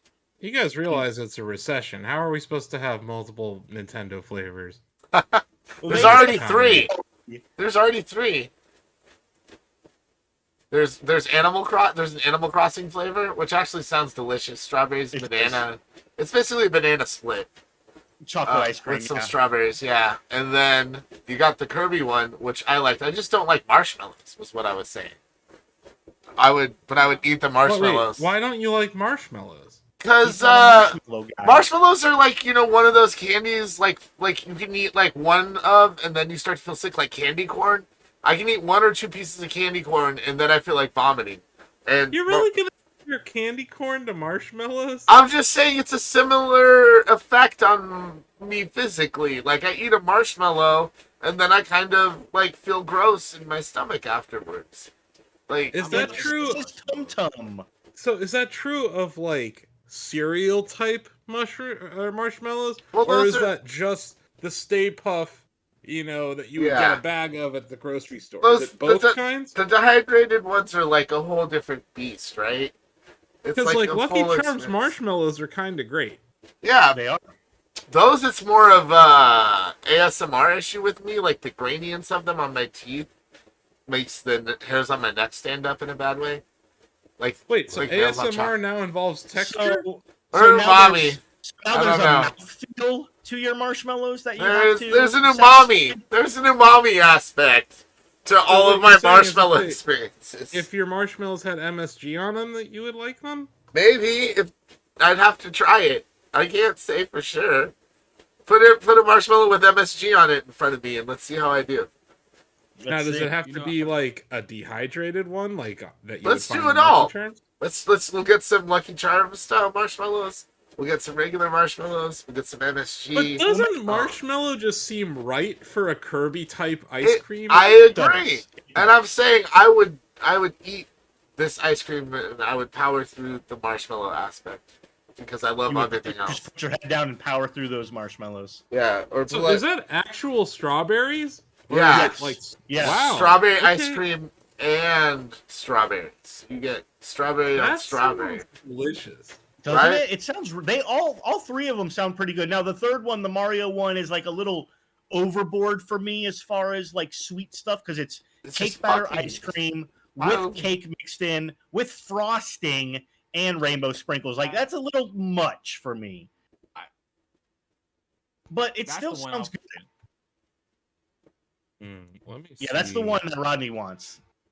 I'm the one who dropped this link into chat earlier. You are, and thank you, Asa, for doing so because this is, like I was saying, this is the best sauce talk topic we've had in a while because there's nothing bad about this one. You know what I mean? Okay. Like, this is just a great now wait a collaboration. minute. Wait, so this is Wait a you're talking about the minute. Mario Party Superstars ice cream. It has cake batter ice cream, yellow cake, Yeah, blue frosting, and sprinkles. yeah, like that's just a Ow. lot of like non-flavored sugar. You know what I mean? Like, I would like my sugar to have a little flavor to it at least. I don't know what you're talking about. Yellow cake and blue frosting. Those are flavors. Yellow and blue. This thing has no flavor. Frosting doesn't have flavor? It's sugar. No, not really. Frosting does taste like Then why would it be blue frosting? Wouldn't they just say frosting? No, because it's blue. No, I get it, right? It definitely fits Mario Party. It definitely appeals to the kids. Tilted at Work says this is his kid's type of ice cream. And Yeah. I definitely know some kids who would go nuts over this. It's, And no, I wait. would, like I said, I would want to try a bite of it. I just don't know if I would want to eat a whole bowl of it. it's, Well, I mean, we're it's- old. We shouldn't be eating whole bowls of this stuff. it's No, a probably not. Super Mario Galaxy of cake. No, it's not. It's the party. It's Mario Party. It's a party. It's a cake party. Then that makes sense too. But But also, I was like, just trying to say it's a galaxy you know, of like the ice end cream. of the Mario games, you bake a cake. So it seems right on brand. Yeah. I gotta say, this is maybe my favorite crossover with Nintendo IP I've seen in a very long Oh time. man. That's what I was I thinking. just- This is a great company crossover. So I just found out that Kirby boba tea is in the next town over here from Oakland. So I am like a 20-minute drive from Kirby tea, which I'm So you very can get excited about. Kirby tea and Kirby ice cream. Probably in one fell swoop. I could do both. Wow. Fell Um, swoop it. Yeah. I'm living the life. Some guys have the luck, I tell you. Yeah. I'm gonna. I guess we have a Cold Stone Creamery in town. Yeah, I don't know if I have one near me. I don't know. I have no idea. I want to go. I want to try this. I'm not sure. Getting Kirby tea and then going to Cold Stone for Kirby ice cream to go with the Kirby tea is definitely something I want to do now. Maybe this weekend. That's a mission in life for sure. But you're not gonna like it because you don't like marshmallows. He will like it. I'll power through it, and it'll all be like ice creamed up, right? So the marshmallows will just be hidden. Yeah, they'll taste like strawberry ice cream. Yeah. Or I could just ask for it Is without this like a marshmallows. regional rollout or is everywhere? No, this is all Cold Stone's nation. This is all participating Cold Stone Creamery. See, that right there just makes it sound like Canton's gonna get the shaft. Here, let's see if Canton, Ohio gets it. I'm sure they will. I'm sure they would. Yeah. Because it's just the ingredients they already have on hand, right? Even if they didn't have the cups, you could order that. I mean, combination of stuff. we've had technology for gigabit internet for like a decade now, and Canton is still running on potatoes, man. So now this Animal Crossing ice cream, That's the one. that one looks interesting for sure. Out of the That three, sounds good. Yeah. but yeah, good on Cold Stone and good on Nintendo for realizing that their IP should be realized in ice cream. North Absolutely, yeah. Why wouldn't you? Looks And like like we were saying, So is there one in Canton that has it? North Canton, it looks like. North Canton. Gotta go all the way to North Canton. I have to go to the diarrhea district. uh-oh. Oh. You gotta watch out for those hood geese. Really do, man. They're everywhere. Okay, so over on Portage, I know where this is. That's not really that far from me. I'll act like it is. Just ask for the cups, right? Just be like, give me the cups and the marshmallows. No ice cream. Yeah, I can't really eat any of that, so Yeah. I'm gonna have to leave it up to you guys to try it. But maybe it's good to know that Canton's gonna be able to participate in this. You know, the problem is, like, it always looks good. Like, food like this always looks good on those, like, professional photo shoots. Oh, yeah. But then, like, when the workers just poop it out, it looks so bad in comparison. It's a me. It's a Mario though. It's just like a bunch Well, of mush. Mario. And It's gonna look like the Sonic ice cream that you get from the ice cream Yes. truck with the lopsided eyes. Yeah, Yeah. this has Oh, yeah. probably Yeah. all been glued. Or, like, something like that. Is Like Rod this. dressed like he's working at McDonald's? Rod's ready to Yes, he take your is. order. Are times home. are times that tough at VG boot camp? I'm finally home. I do my soft talk thing, and when I'm in New Jersey, I don't have any of my cool stuff, so I can finally. I was like, damn, Rod's just going straight to work after the stream tonight. Got to, man. No days off. Brian and I, man, we're hitting it. The We're late hitting the shift. clock. The late Yeah, shift. we're going. Let's talk about this. This Yeah, is let's talk Canadian about the next Chicago one. pizza for In Canada. Canada. Yes, if you live in Canada and you like Little Caesars, you too can now get pizza casserole and order a Chicago-style pizza for $12.99 Canadian, which is about $10.05 US. What a great team. Yeah, I wish I don't Denny know. was here for this. Yeah, I wish Denny. I thought Denny was going to be here for this, and that's kind of why I put it. That in doesn't there. look like Chicago style. That's not. It doesn't. That looks like a deeper pan. That's all it looks like pan pizza, but a little It's bit just deeper. a thick crust pan pizza. It's Yeah. not a. It's not a personal pan pizza like Pizza Hut style. No, it's not a personal pan, but like that's not a deep dish. Just According to the Little Caesar, it's a deep dish. Yeah, so that's. I mean, maybe it's a crazy deep dish. You know, they do their crazy bread and all that stuff. like how little confidence does Little Caesars have in this product that they're rolling it out in Canada only? Yeah. That's not one. Well, there's healthcare up there, so if somebody gets sick, they can be like, yeah. But they know they're gonna get dragged if they release this in America, because yeah. more than half of America hates Chicago style pizza to begin with, and then the other half of America just Knows that that's not Chicago style pizza. exactly like it's like no one. This is for no one. I have a feeling that they're only going to be able to fool some Canadians with They're this just one. trying to trick Canada. Yeah, and there's And some I'm not crappy here for it. Canadians. I have a feeling like they're gonna catch on. I don't know. The official sponsor, Super Bowl pizza. Isn't it Little Caesar? I don't know. I know that Papa John's owns Smash Brothers now. That's right. Let me look that up real quick. I feel like Little Caesars. If you're on the is now Smash taking World Tour, somebody you better else's love that spot. Papa John's. That's true. Do they ever hook you up with the cheese sticks, Rod, or is it always just pizza? It's always just pizza, and what's funny is I've only ever had this. I want to say I only had the pizza once. I thought their cheese sticks were pretty good. What do you got to do to get a wing? Come on. Can't get a wing? Do they sell wings? Yeah, Papa John's has wings. I want to say yeah. Huh. So yeah, Little Caesars, Oh yeah, sorry. Chicago Little style Caesars pizza. they're the new official sponsor of the NFL. So maybe this is a precursor to some other shit you're going to see coming up soon.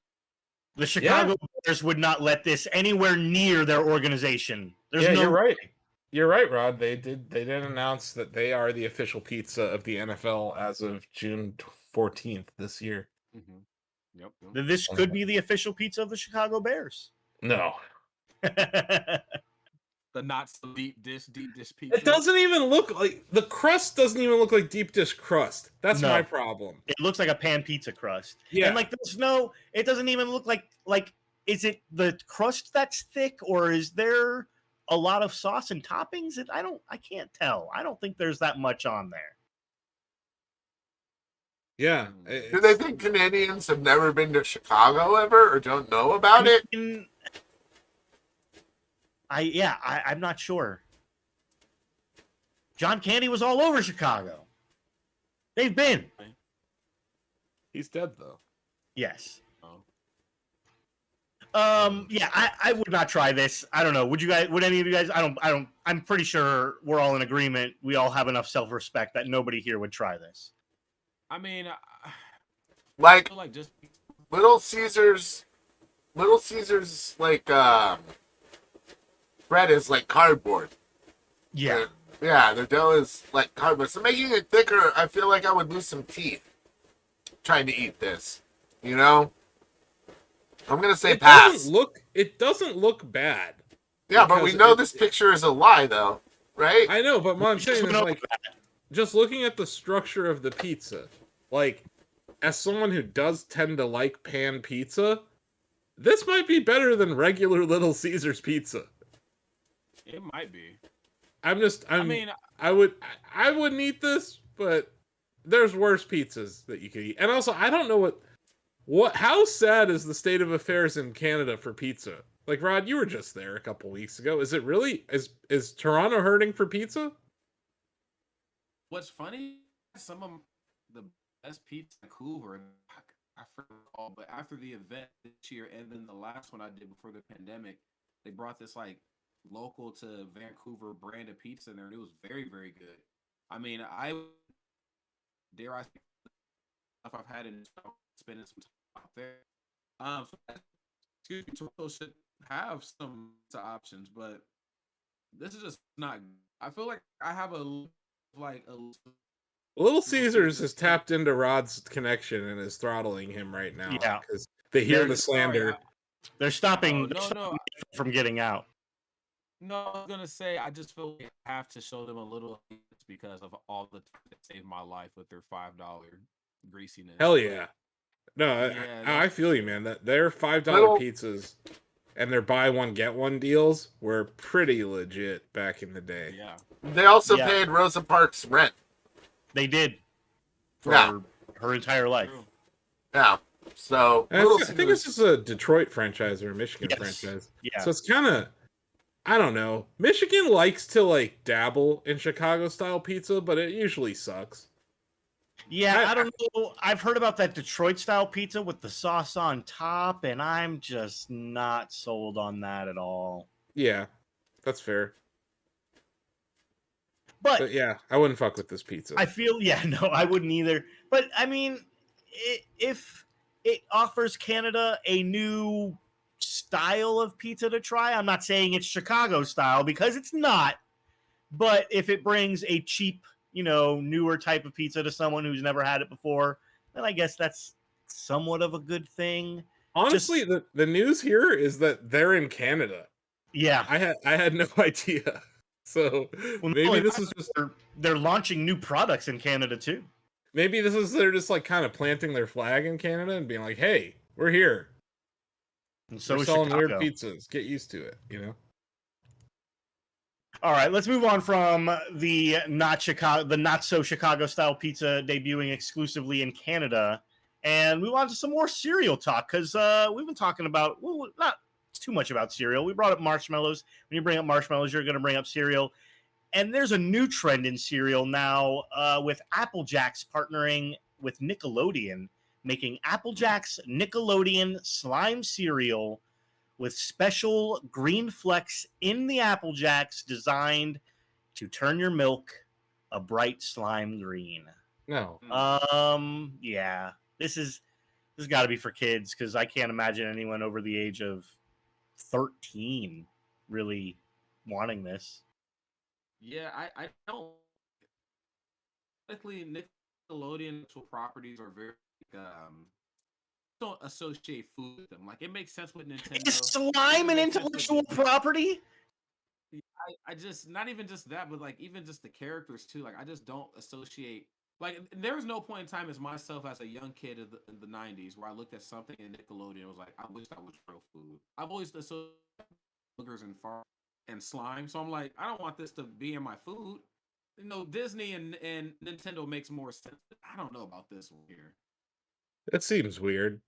And also, like, Apple Jacks kind of ass to begin with, so. Yeah, Apple Jacks they're pretty mid. I mean, I'm not going to say Apple Jacks are low tier, but I'd say they're mid tier.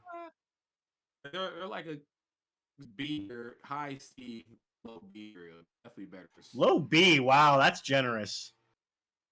Oh, Yeah, I'd say they're probably a C or C minus. But Yeah. who wants green milk? Like we're definitely at the phase of whatever economic cycle we're in where companies are just creating shit. They're not solving any problems. They're just No. like, I don't know, we have some of this green food coloring lying around. What do you want to do with it? It's like, yeah, let's throw it in the cereal. Call it a day. It's like, kids will why? love it. Who wanted this? Who was clamoring for green cereal?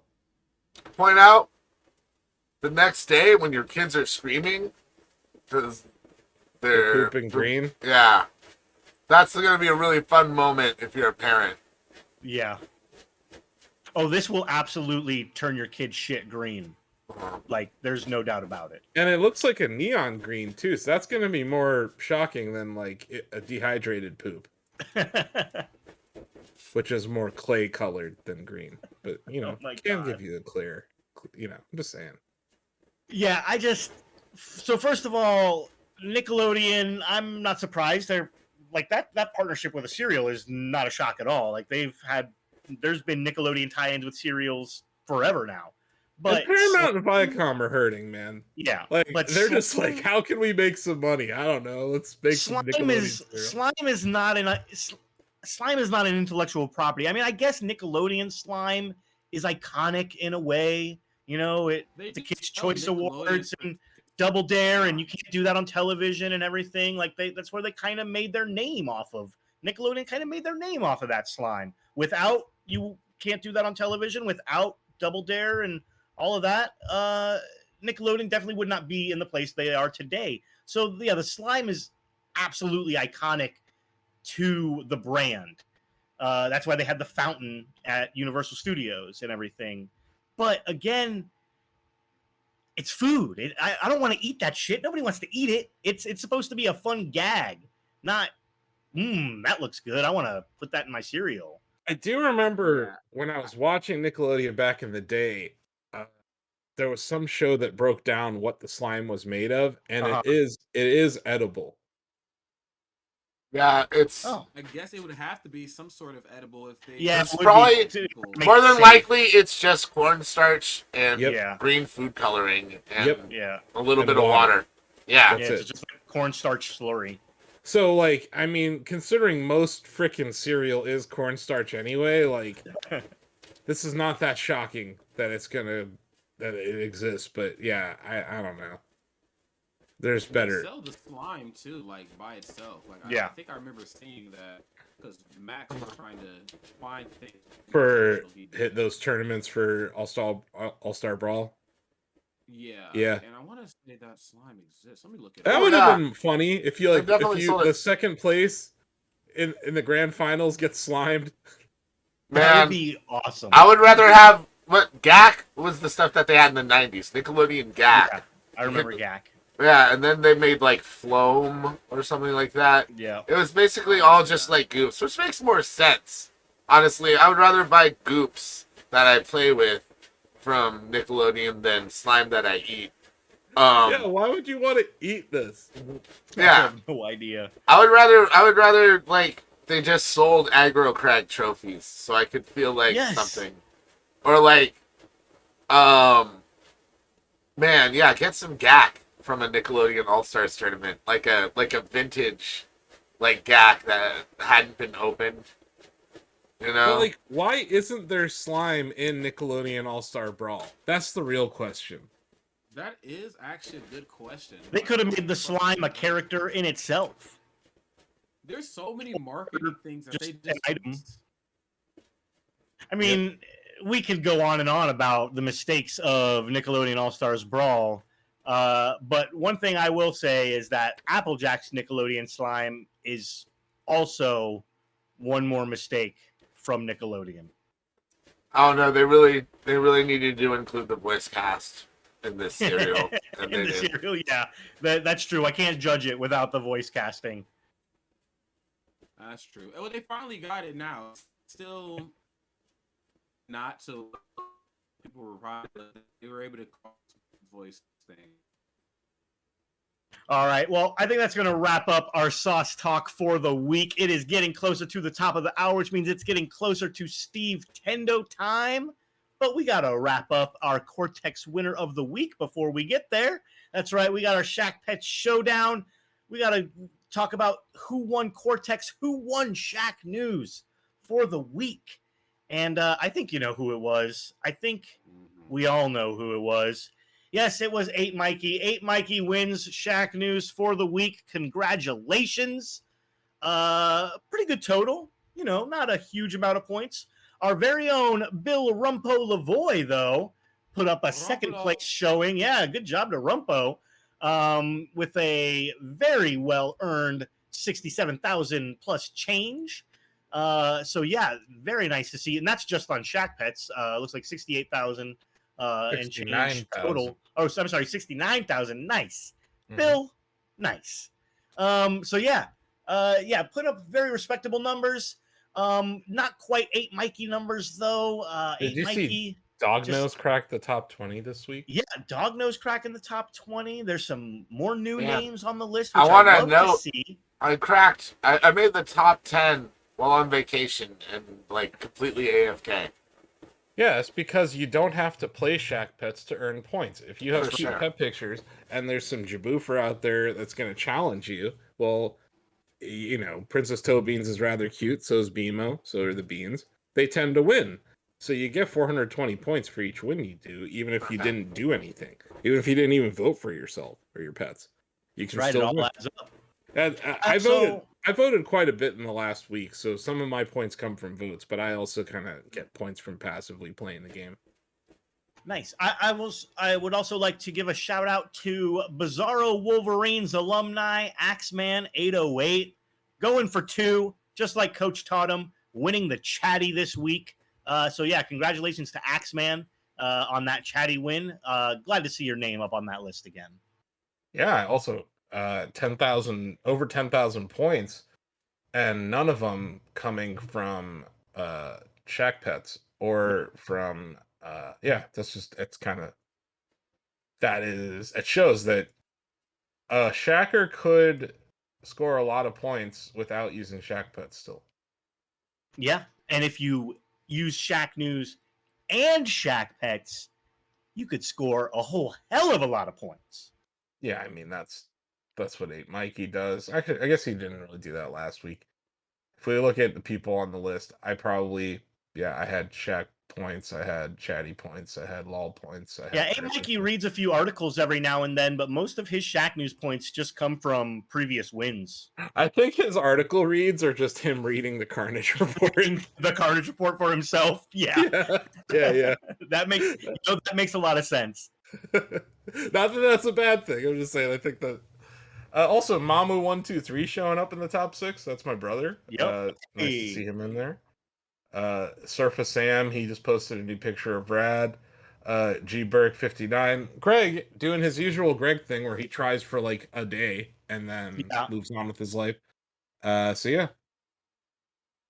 Absolutely. Yeah. Congratulations to everybody. A majestic picture of Rad. You are absolutely right, Surfer Boy Sam. Congratulations to everybody who was on the Cortex Carnage report this week. Congratulations to 8 Mikey. Congratulations to Axeman 808. Very awesome to see your names again. And if you want to see your name on the list, if you want to be shouted out in our Cortex Winner of the Week breakdown at the end of the show, you know what you got to do. We've already talked about it. We've already mentioned it. Just go to shacknews.com. Do all of the stuff, all of it.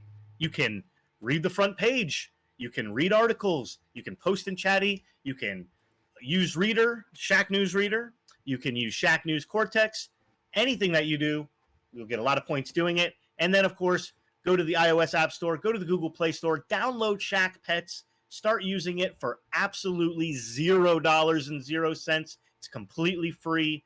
Rated 5 stars on the App Store, rated ages 4 and up. You can confidently hand your phone to your children with Shack Pets and know that they're going to have just as much fun as you do with no ill effects, no negativity, no toxicity whatsoever. Just cute pictures of pets. Can't beat it. Your wife has 3 versions of Beffrey on there. Yeah, probably because, and this is a failure of our UI more than anything. People will hit the plus pet button when they should be hitting the plus sign next to their pet name. So you end up with multiple instances of the same pet name. And then that ends up spreading your wins across it, but it's no big deal. And I'm not gonna go in there and like, you have to only have one pet name for everything. It's like, whatever. It's an app for pets. Like, let's just chill. And even though it did get a very large, substantial update, there is still very large, substantial updates in the works. So it is not over for Shack Pets. It is a platform in evolution. Lots of changes coming. So yeah, definitely check it out and keep tuned for all of the awesome changes coming up. Yep. I think that's going to do it, though, for the show. Bad? I don't know, Rod. I've been trying to talk. I can see it. I can see it scratching out on my end too. I don't know. Are you on like?